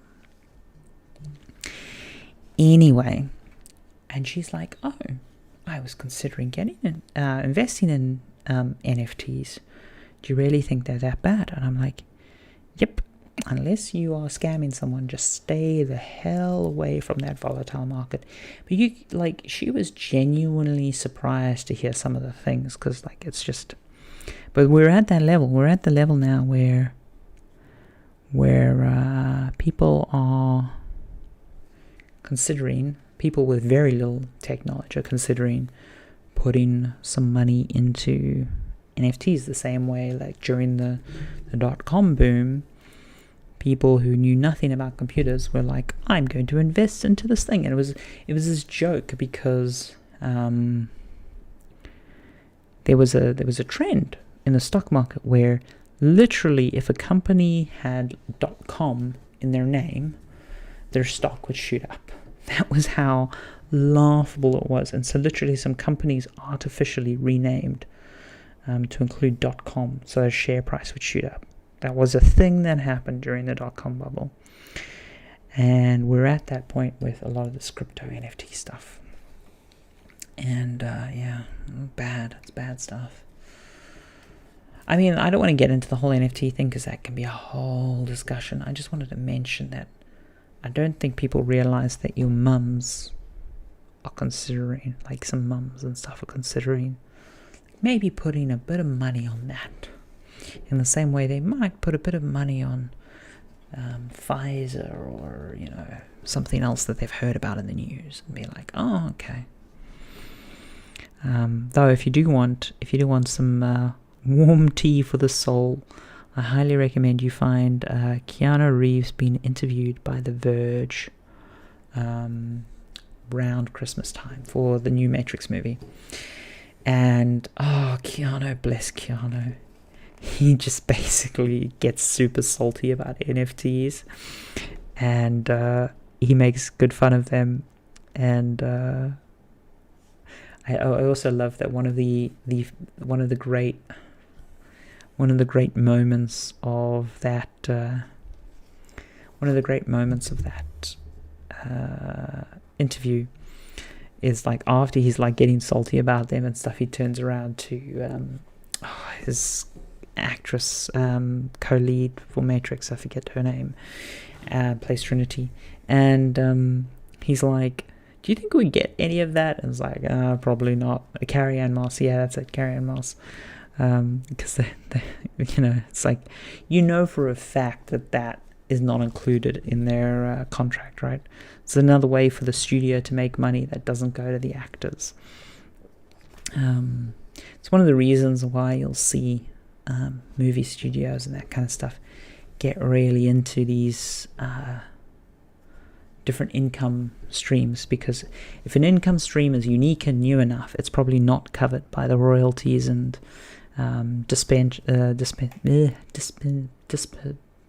spreading of money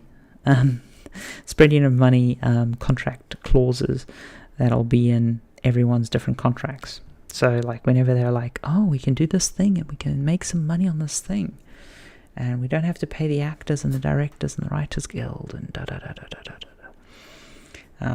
that's why you'll see some contracts which will talk about in the universe and all perpetuity yet to be discovered, bloody blah. Ooh, is an Animatrix 2 in the works? I did not know that. That's the first I've heard of it. That's very good news.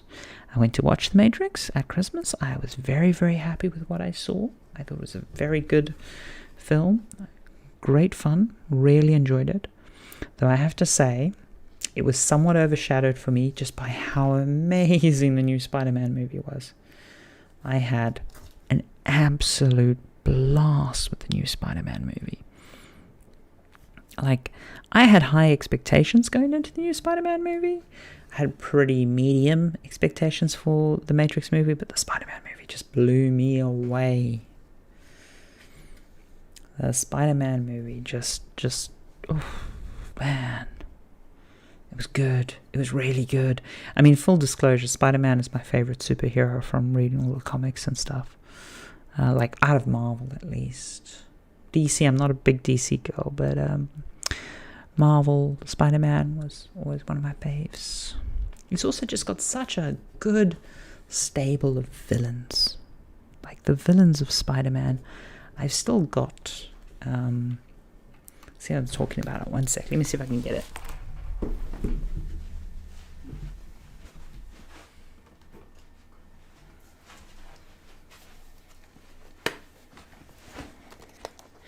You want to talk about geeky things.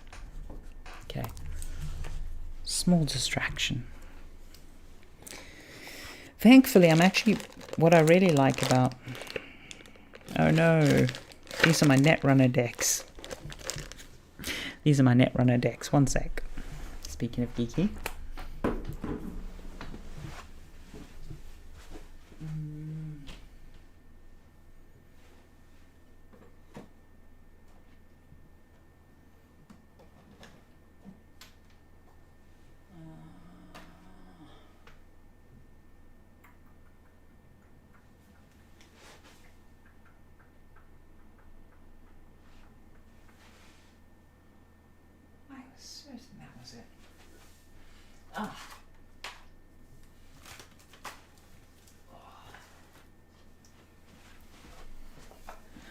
Of course.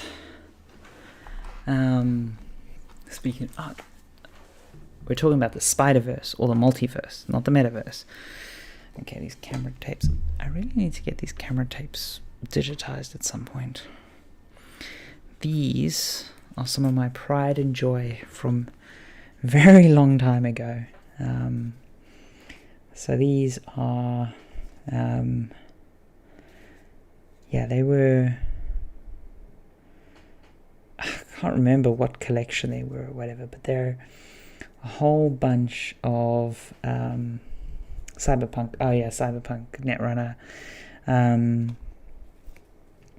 I love these so much. They're all the different like Spider-Man villains and bits and pieces, and you just got all the different bits. So you can go, I mean, this is all Amazing Spider-Man 616 stuff.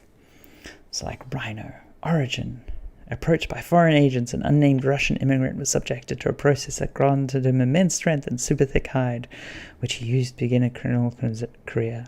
Oh yeah, because this was from the TV show, and then his comic universe. To make money in his homeland, the Rhino was employed by the Green Goblin to terrorize Peter Parker, but he was defeated by an arranged Spider-Man. And it's just, oh man, I loved these as a kid, and I think I've got a full collection. I think it's full. It's been so long since I've looked at all the numbers, but if I don't have a full collection, I'm missing some. I am missing some, unfortunately. Because I see there like 16, 15, 14. I'm missing 13 and 12, whichever those are. And I'm missing 1 from that set. So I'm missing a few, but I think this is the bulk of them. And yeah. Anyway, just to say, I am a huge fan of Spider-Man, and it's particularly Bendis's Ultimate Spider-Man, his reboot of Spider-Man, which happened when I was in university. Spider-Man and the X-Men were always some of my favorite comics. Anyway, so needless to say, the new film, the team-ups, the different Spider-Man team-ups, Silver Sable, Scarlet Witch, Nova, Nick Fury, back when Nick Fury was white. I mean, I actually really prefer Ultimate Nick Fury and the black take. Like the whole... I love the fact that they based it on Samuel L. Jackson, and Samuel L. Jackson eventually played the character. Black Cat and Beast. And anyway, I'm going to put those away. That's... I don't know why those came out, but that was... I think my brain just remembered, oh yeah, I own these things from a very long time ago. I think I started collecting those in primary school, actually. Not even high school. Those digital tapes there, which I need to digitize. There's one other. I need to go to a specialist and digitize it or whatever. It's actually my leaving party from South Africa. My, not quite my 20th birthday party.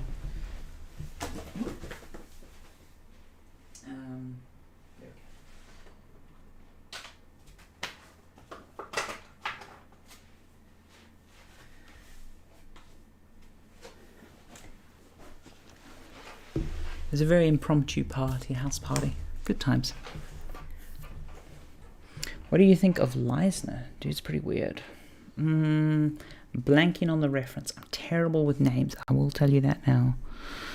I am awful with names.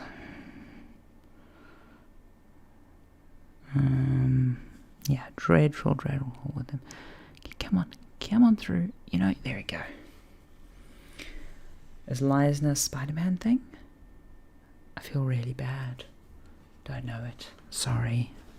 There we go. Just come around here. No. Gonna sneeze? No, gonna sneeze. There we go. There we are. Finding my spot again. There we go.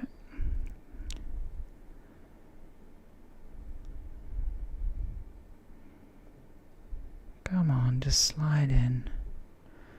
It is so funny because you fiddle around back and then you're like, oh, there's the perfect hole. Wrote and drew Dawn, a comic. Not ringing any bells.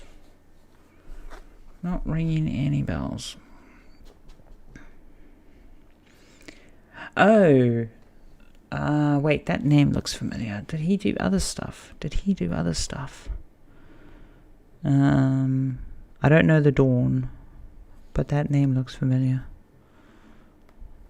Name is triggering something in my brain.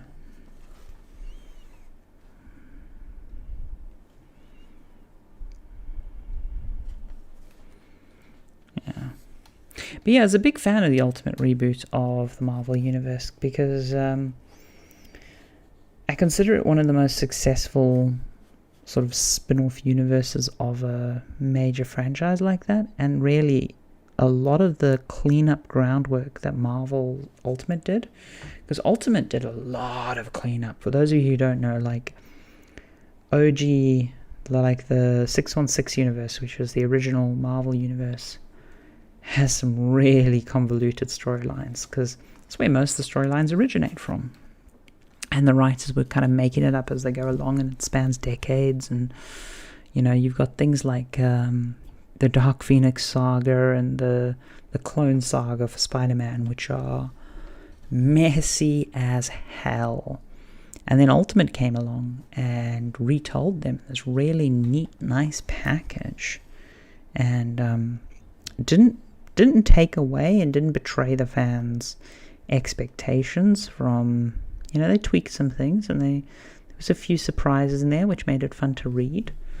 But like, I didn't know anyone who was a fan of the 616 universe who didn't enjoy Ultimate. It was just a really good run.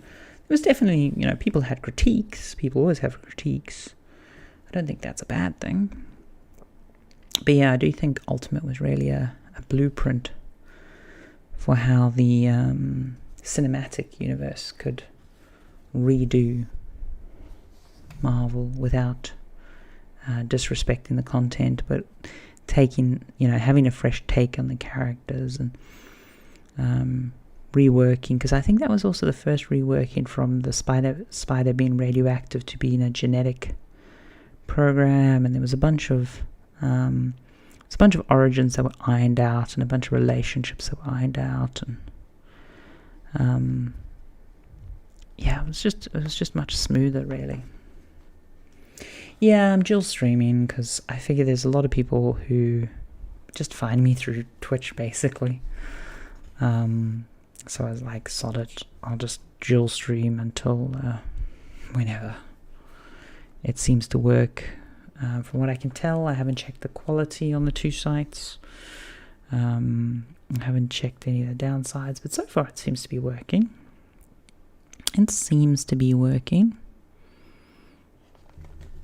I haven't, as I say, I haven't seen any of the downsides. But yeah, no, the Marvel rework with Ultimate was a big fan. I'm a big fan of it.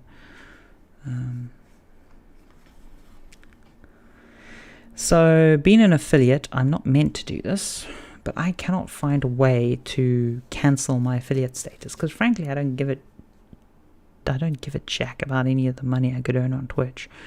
Like, I'm not doing this to earn money.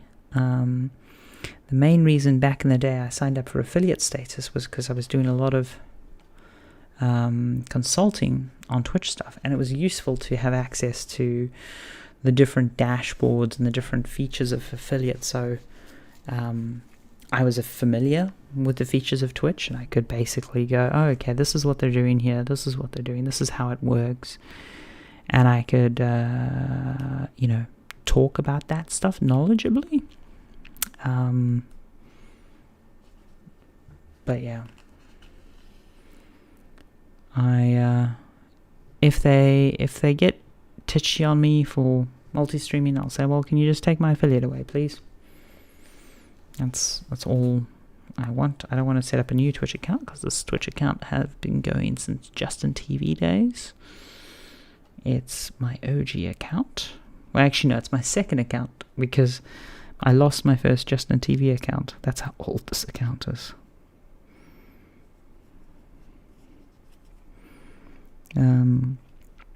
I still remember merging it over to Twitch and going, I hope this goes smoothly. And it did actually go relatively smoothly.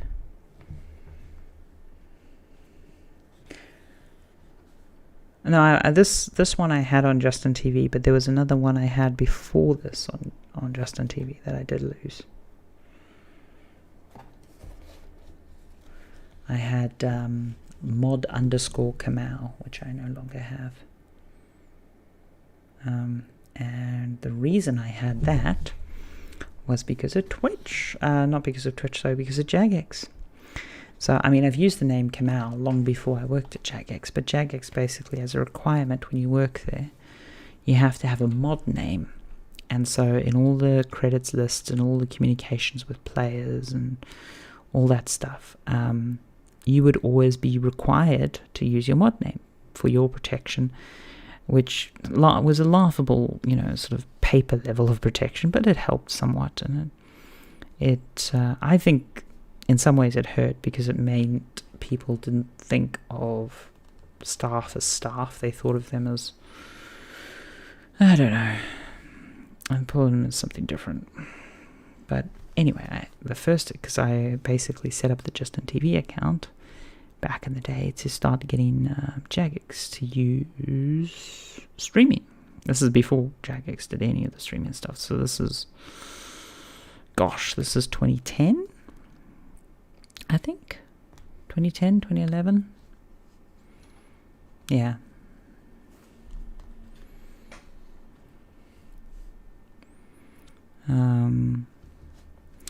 And it was funny because I distinctly remember the first broadcast had a bunch of very confused RuneScape players, because what we were actually broadcasting was a little game that was in development in the funnel department called 8 Realms that we were trying to promo. I don't have a very high opinion of any of that stuff, but I won't say anything because Jagex is a very litigious company.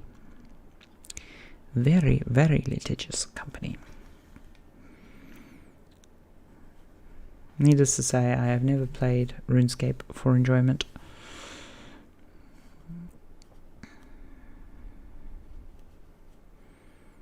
There we go. But the department that I was running,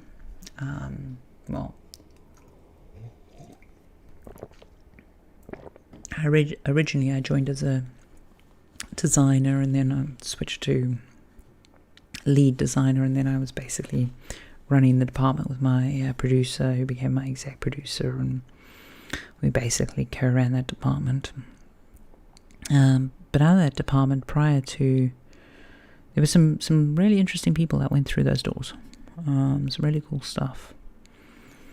And one of the companies that actually came out of Funnel was Bossa Studios. The guy one of the main founders of Bossa Studios, used to be a big guy at Funnel.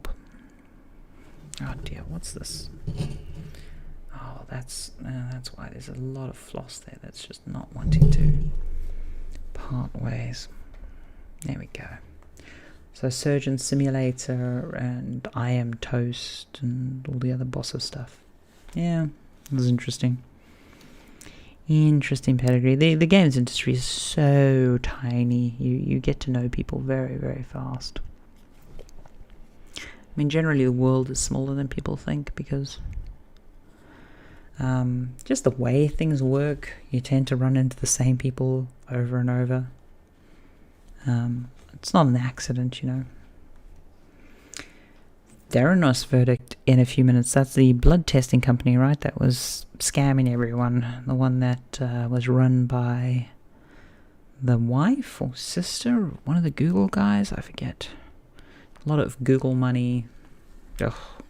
If you ever want a case of, it's totally who you know, not what you know, then Theranos is a really good case study in very those incestuous VC money traps.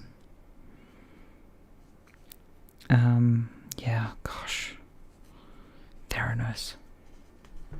What a piece of crap. Theranos, more than anything, is proof to me that TED Talks are completely useless. I mean, there's a lot of reasons why TED Talks are completely useless. But there was a period where myself, and I think a lot of other people, took TED Talks a lot more seriously than people do now, because they had a good reputation at one point. Turns out they never deserved it. They never ever deserved it. But for a while, TED Talks were thought of very highly. The best way to improve your game design skills is to make games. Full fucking stop.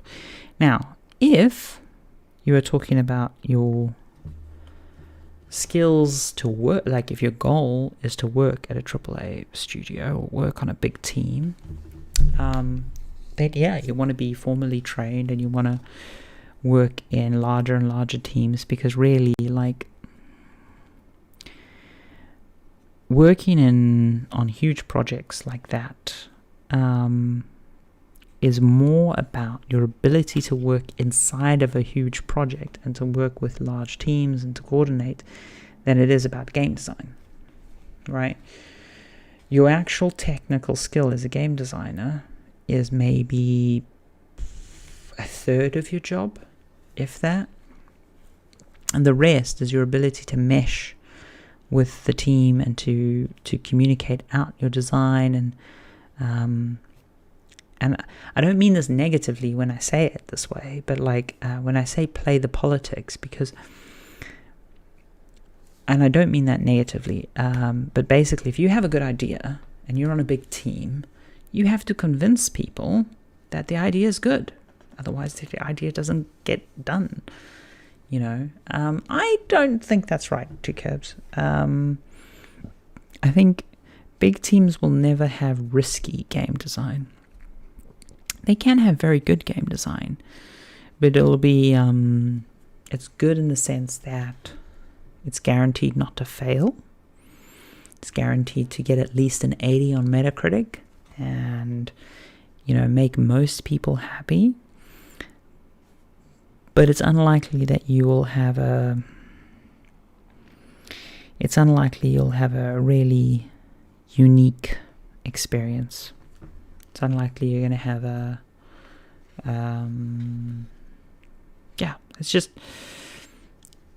it's less distinct in its flavor. It doesn't mean it's bad.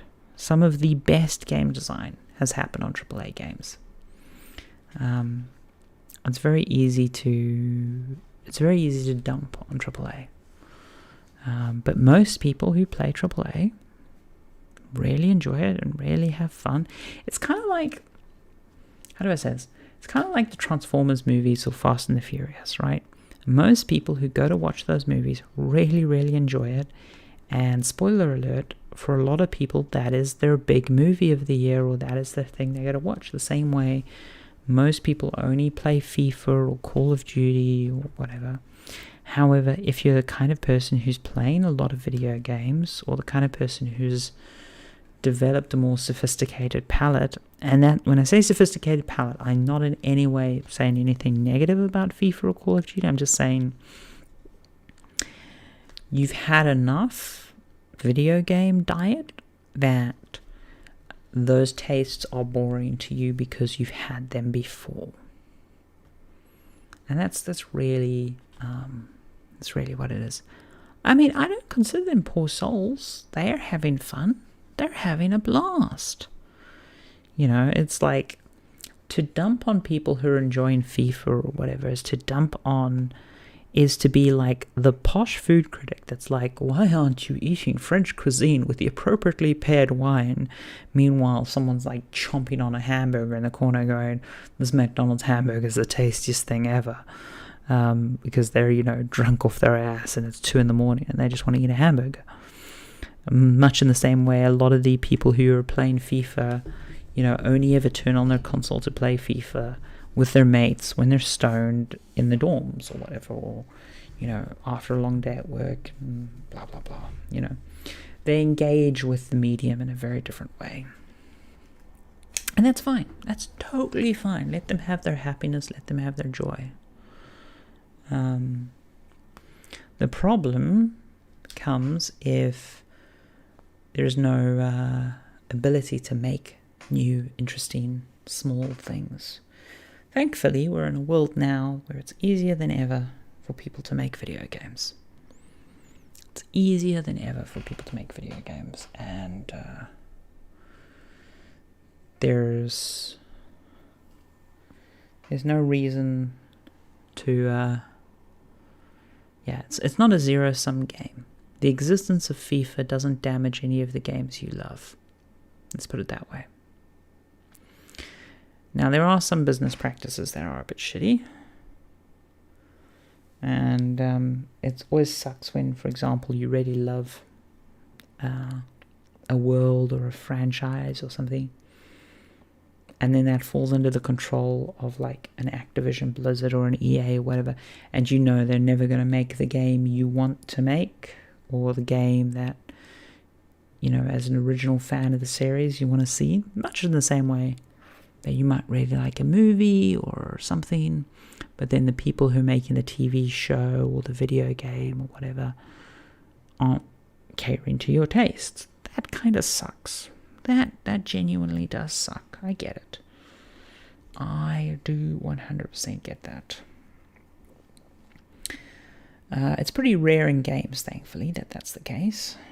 It's pretty rare in games. We do get the occasional thing where it's like, oh, it'd be really good to have a good, X-Men movie or whatever, X-Men video game or whatever. And then you get these other games and you're like, oh, that's kind of terrible. But then you turn around and you get Spider-Man and you're like, yay. And I mean, I feel that in my bones as an XCOM fan.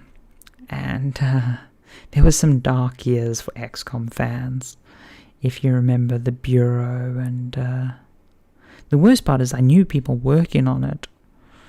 And, even if you're working on the shittiest game ever, you can still do good work and you can still enjoy your job. And it's very hard once you've been inside the industry and once you've had friends who've worked on absolute stinkers and they're good at their job. And you're like, I really want to dump on this from the highest fucking mountain, but at the same time, I know that these poor sods worked their asses off, but they had no time or no money, or there was a particular studio note, or, yeah, it's tough. Being a creative professional is very, very hard. Because no matter what you do, I mean, I don't know about you, but everyone I know, and I firmly put myself in this category, it is impossible to do your best work. It's impossible to do even your good work. Well, no, you can do your good work, but it's impossible to do like your top tier work and your best work without putting a bit of yourself into it. And so it really sucks sometimes when you have to put a bit of yourself into something is never going to be appreciated or good. Most of my career I have shipped some pretty mediocre games. And it sucks because some of my best work is on those mediocre games. But it's soul destroying to keep putting yourself into that stuff, and then it's tough. It is really tough. It's really, really tough. And I'll say this, now that I'm not working on a video game, now that I'm at Adobe, it's totally different. It's much more healthy for me.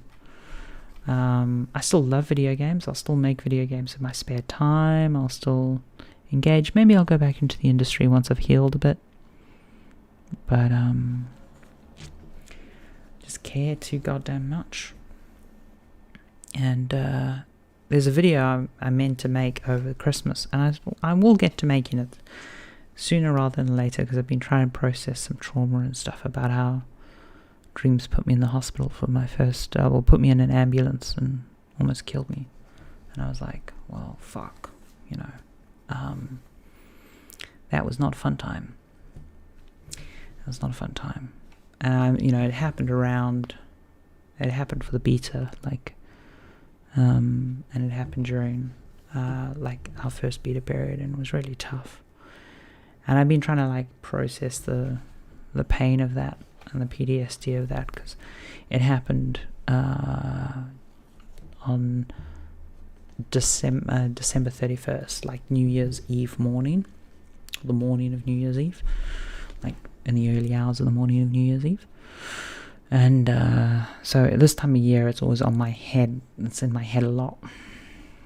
And it's been in my head a lot this year. And I really wanted to make a video on it. And I will make a video on it because I kind of need to just sort of get it out. But I also want to convey, I don't want to upset anyone, and I don't want to break any NDAs or anything. I want to tell my story without, I just want to process my feelings on it and stuff, and I feel like doing a video on it is a good way for me to do it, basically. But I don't want to I don't want to throw anyone under the bus when I do it, you know. I want to talk about that stuff in a positive light, and I more want to just tell the story because I think it's useful story to tell, because I know people can, you know, it's the same reason I did the comic. It's the same reason I collected all those stories and did the comic. It was more to just sort of tell people, hey, this is the stuff that can happen to you. Here's some funny ass stories as well, but like more than anything, like just, this is the madness of the world. These are all true stories, and it was really important to me that people realize that these are all confirmable true stories, even if I did anonymize them. They're all either things that happened to me or my close friends, and you know, they're all first-hand stories, as in like either first-hand from me or first-hand from someone I know and trust and can verify. In some cases I took more than one story that was very similar and sort of blended them together, because yeah. But yeah, you know, the main reason to do that comic was to just kind of get people to understand that, you know, this is stuff that happens in the industry, and this is how the industry works. And you know, maybe if you're a bit aware of it, you can not fall into these traps, basically. Oh no, come on. You really, really want to go through. You know you do. You know you do. Oh dear. Don't you dare not. There we go. Yeah, and that's kind of the reason I want to make the videos, because it expresses a certain behavior pattern around video games that I think a lot of people can easily fall into, and it's dangerous. It is a very dangerous pattern, and it's not worth it. It's just not worth it. The honest truth. But hey, as I say, I'm not working on video games anymore, and I'm in a much healthier place for it. I do miss it. I will say that. But I'm very, very happy doing the work I'm doing at the moment, and I feel the work I'm doing at the moment is important, and it's creative, and it's frankly more inspiring than the work I was doing on Dreams, because the Dreams work I was doing, especially towards the end, was quite repetitive and dull. Whereas now I'm working on stuff that I want to work on, and it's interesting. It's interesting work. So yeah, it's good stuff. Good stuff. I'm in a good place for that. Work-wise, and like, you know, I definitely, as I said, the ADHD's flared up, and you know, the lockdown stuff's gotten to me and all that jazz. But in terms of home life and work life and stuff, I really have no complaints. It's really quite fantastic. You know, I need to balance out how I go through my work day, and I need to, you know, I just want to like get back to living in London, if you know what I mean, like going out and doing that stuff, which I have been doing, but you know, then it was recurtailed again, and obviously winter sucks. Winter's the worst. But hey, winter's coming to an end. I got a New Year's skate in. It's all good. We're making progress in a good way. But yeah, there's still stuff to process, still stuff to do. And but the fact that, you know, I'm earning good money, doing a job I enjoy, working with really cool, creative people, and you know, we have a flat that we own. I mean, we've got a mortgage on a flat we own, you know. It's not like we own it cash down or anything. That would be lovely. But yeah, you know, going through all that stuff is interesting and important, you know? Interesting and important.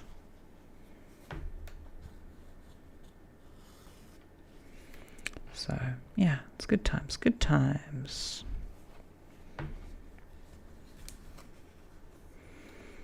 But yeah, I do need to process the dream stuff. And basically what I want to do is I want to make 2 videos, and it's like been on my board for the whole month of December, really. but I've been just trying to get to it. One is I just want to take a talk that I already gave at Space Ape, because originally I was going to give a version of that talk at a bunch of different conferences in 2020, and I just didn't get around to it. It's about some of the tech behind the Dream server, and that talk's already written, and the parts of it that were covered by Sony stuff were approved and stuff. So I want to get that talk together and get that knowledge out there, because I think there's good knowledge in that, there's good sense in that talk. But then I also was like, well, if I'm going to do that talk, I really need to do the other video, because as a companion that's released at the same time, otherwise I feel it's disingenuous, because that talk was about how we built the server in 3 months for beta. And I don't want that talk to be about the cost of doing it, but I don't think it's fair to release that talk without talking about the other side of it, which I've been hesitant to talk about for a long time. So yeah, there we are. It's a thing that it's on my list. It's gonna happen. I just need to get to it. But I will. Hey, Bugs. Yeah, I used to do it a bunch as a kid, and then when we went up to Scotland, I think Ducky had got herself some small cross stitches to do, which I nabbed and I started doing up in Scotland. I think it was on the train up I started doing them, and I was like, oh, I haven't done this in years. I really used to enjoy this. And then Ducky ended up not doing any of the cross stitch. Actually, no, I think she did one, and then I ended up doing all of them. And then I was like, I want to do a big cross stitch piece to just confirm to myself I remember how to do cross stitch stuff. And I was like, I want to do something that I'm happy to hang on the wall. And so I found this design of a little Cthulhu feeding Nessie, and I was like, I will get that pattern and I will do this big ass cross stitch, and then I'll hang it on the wall, because it's, a design I actually like. And then I was like, the other thing I was saying to myself was, I'm enjoying cross stitch, but I really want to also do like actual just freehand embroidery. And I don't want to do that until I've done a big enough cross stitch piece to kind of confirm to myself that, yeah, I've got this cross stitch thing down. Don't know why, that's just in my head how it works. I will say Ducky was very lovely, and for Christmas she got me some small cross stitch to do, because I put this away around Halloween and I just didn't get to it. Where's the small pieces of cross stitch? I had them over here. Oh, there they are. So she got these for me for Christmas, so I just quickly did these. So it's just a little penguin, and a little mermaid. Oh dear, a little mermaid. Yeah. So those were nice little fun knockout in a day kind of things while we were watching TV and stuff. But I am determined to get this one done before the end of the month, because it's been hanging over my head for a little bit longer than I like, and it's so close to being complete. Like, I still got to do the sky and fill in a whole bunch of bits, the ocean and whatnot, but I can feel its completion just calling to me. It's close. It's close. This will not become another UFO. Started picking up Go. Go is a fun game. I'm not very good at Go. I know the basic rules, and I've played a few games. Used to be in the chess club in high school. Used to be in primary school and a bit of high school. Used to be in the chess club. Really, really would enjoy it. The only thing I enjoyed more about chess club was Beating Boys and them getting very, very upset. It's always funny. Dun, dun, dun. Yeah, chess club was always very formal, but I always enjoyed chess. Played it from a very young age. But yeah, I got into Go got into Go a little bit, I think it was in university initially, and then I haven't played Go much. And then when I was at Media Molecule, one of the programmers there, Dave, he really likes Go, and there's a Go board in the lunchroom, and so I picked it up a little bit again, and then I got Go on my phone and played a few games of Go. You know what I've actually been somewhat addicted to lately is Killer Sudoku. Do you know Killer Sudoku? They've got it's like normal Sudoku, but instead of having any numbers on there, there's these boxes which sum up to a number. And I just really like the extra layer of extraction with Killer Sudoku. There we go. That's good fun. I mean, a big cross-stitch and a small cross-stitch, the only real difference is it's a little bit fiddlier to handle. I will say that doing a small cross-stitch, I forgot how much effort it is to handle a big piece like this. Thankfully, if you're using thick Aida, I always forget how you pronounce this stuff. If you're using a thick material, it's stiff enough that you don't actually need an embroidery ring. And that makes it a lot easier to just sort of flap and hold around and, handle. So I'd say if you do get a thick enough fabric, if you're going for a big piece, you can just sort of handle it all around. And then you've also got to be very confident in your technique of, are you going sort of square by square, which a lot of the people do, which I don't like. I get that. Yeah, I get why people do it that way, especially having done this one. I get it, because I've made a few mistakes in places. I'm not too precious about it, because I've been able to fix the mistakes or change the design slightly to compensate for them. I'm like, oh, that makes my piece unique. So I'm actually okay with that. So I get why some people do sort of square by square. By square, I mean like a 10 by 10 section at a time. But then you've got to constantly park your thread. Where like you basically have a whole bunch of different colors running along, and it's a whole technique, parking and everything, and I'm not a huge fan of that. I really like the pick a single color and try get that color just off the board, or at least off the board in one major section. Yeah. Embroidered square. It looks like it's a PVC piping, but I've got my embroidery rings. They're currently, my embroidery hoops are currently put away at the moment, because I don't need them for this, because it's such a stiff fabric.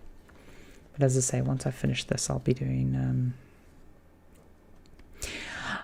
You can keep this back nice and clean when you're doing this like this. Okay, first of all, full disclosure, when I started this, it was I started here and you can see the mess here and stuff, but I think I've kept this pretty neat, all things considered. I think I've kept this pretty neat. I do know what you mean though about it bringing you joy. There's it's only so neat though you can keep like this confetti with all these different colors. Have to admit, there was one point I was a little bit obsessed watching. Have you watched carpet felting on YouTube? Like people making carpets with little guns and stuff. It's a whole process. It's a whole thing, and you just, oh man, it's so satisfying to watch.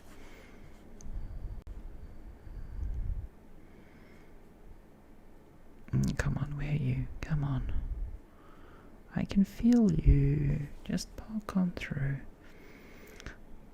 But yeah, it's like power wash porn, where like, people are cleaning gardens with power washers and stuff. There's just something immensely satisfying about someone making a rug.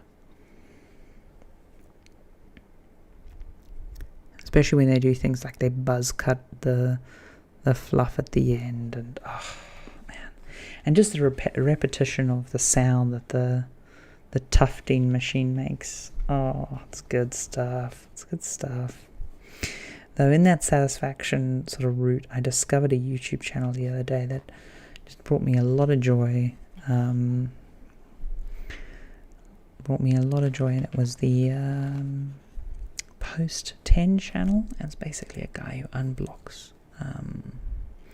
unblocks drains, which sounds really dull, but it really isn't. He finds culverts and road drains that are flooded, and he unblocks them basically. And it's good fun. Good fun. There we go.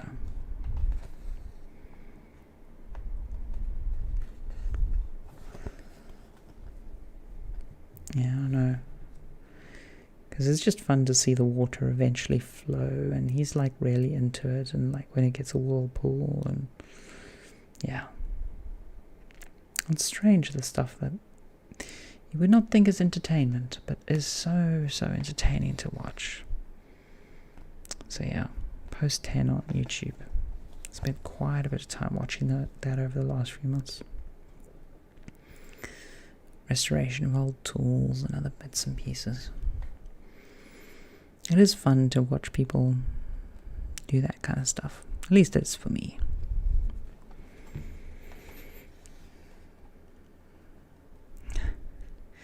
Yeah, it takes a little bit of extra time sometimes, and it slows you down or speeds you up depending on if you're getting it. But it's very satisfying when you do get it without flipping the fabric. And it's a skill I'm trying to develop, because obviously for embroidery you don't have the squares to guide you, but it's also really important for embroidery that you're not constantly flipping over, because the way the hoop works, and you just get a better result if you're able to, come on, there we go, able to punch through and manage all that. So yeah, I try to get better at it. Come on. But sometimes, especially when you've got a lot of squares, and I'm going very thick on this, so I'm doing a loop stitch, and then I'm doing 2 threads, so effectively it's 4 threads thick floss that I'm cross stitching with, which is unusually thick, way thicker than the pattern ones, but it means that you get this really chunky, well-defined cross stitch that I really enjoy. Yeah.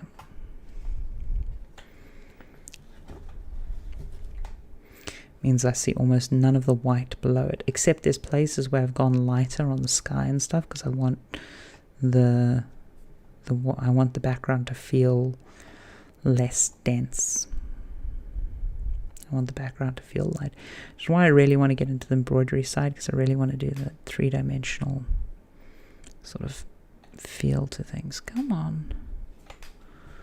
Though occasionally, because of the girthy thread, you do get into places where you're like, no, there we go.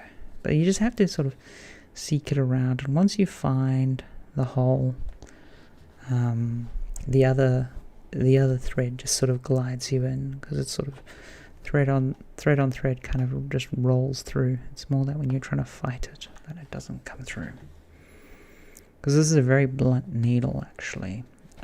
Which I found is actually quite nice, because it means that when I do occasionally prick myself, it's not so bad, and I don't actually need that much sharpness to penetrate.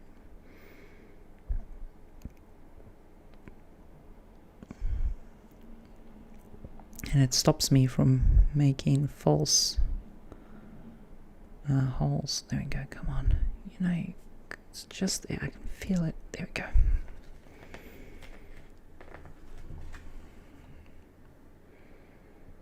Yeah. There we go. Yeah, the sharp ones just make their own holes. Which is actually not what you want. It's not the best thing.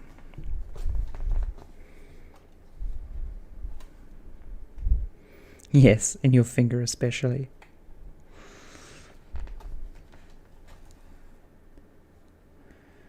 Yeah, I should probably get used to working with a thimble on my trigger finger, on my left trigger finger.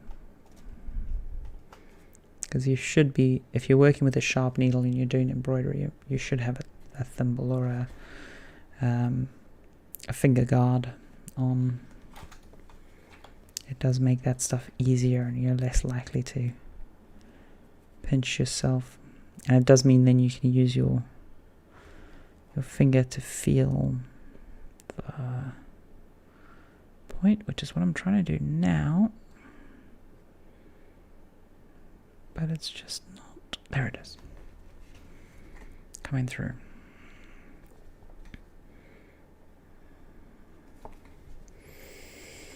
Oh no. Have I lost track? Okay, I need to remember which thread this is because I'm going to have to refresh some of the blues. Yes, I'm going to have to. Is it this one? It's not that one. It's this one, isn't it? It is this one. Okay, I'm just going to put that on my phone so I don't forget which one I'm working with. All the different browns. So many different browns. Because that's the other thing. When you look at these patterns, they're like, oh, you have to use this exact number. And I was like, you know what? I'm just going to buy an assorted bag of floss and I'm going to mix and match as my heart desires. I'm not going to, you know, like, I understand colors well enough that I don't need to follow your exact color pattern thing. And a few places when I was starting out on Paul Cthulhu, I had to mix some threads together because I hadn't yet arrived with all of my thread colors, so I had to improvise. So I didn't have enough greens, so I did the old trick where you mix a darker thread and a lighter thread together to get a sort of mid-tone thread.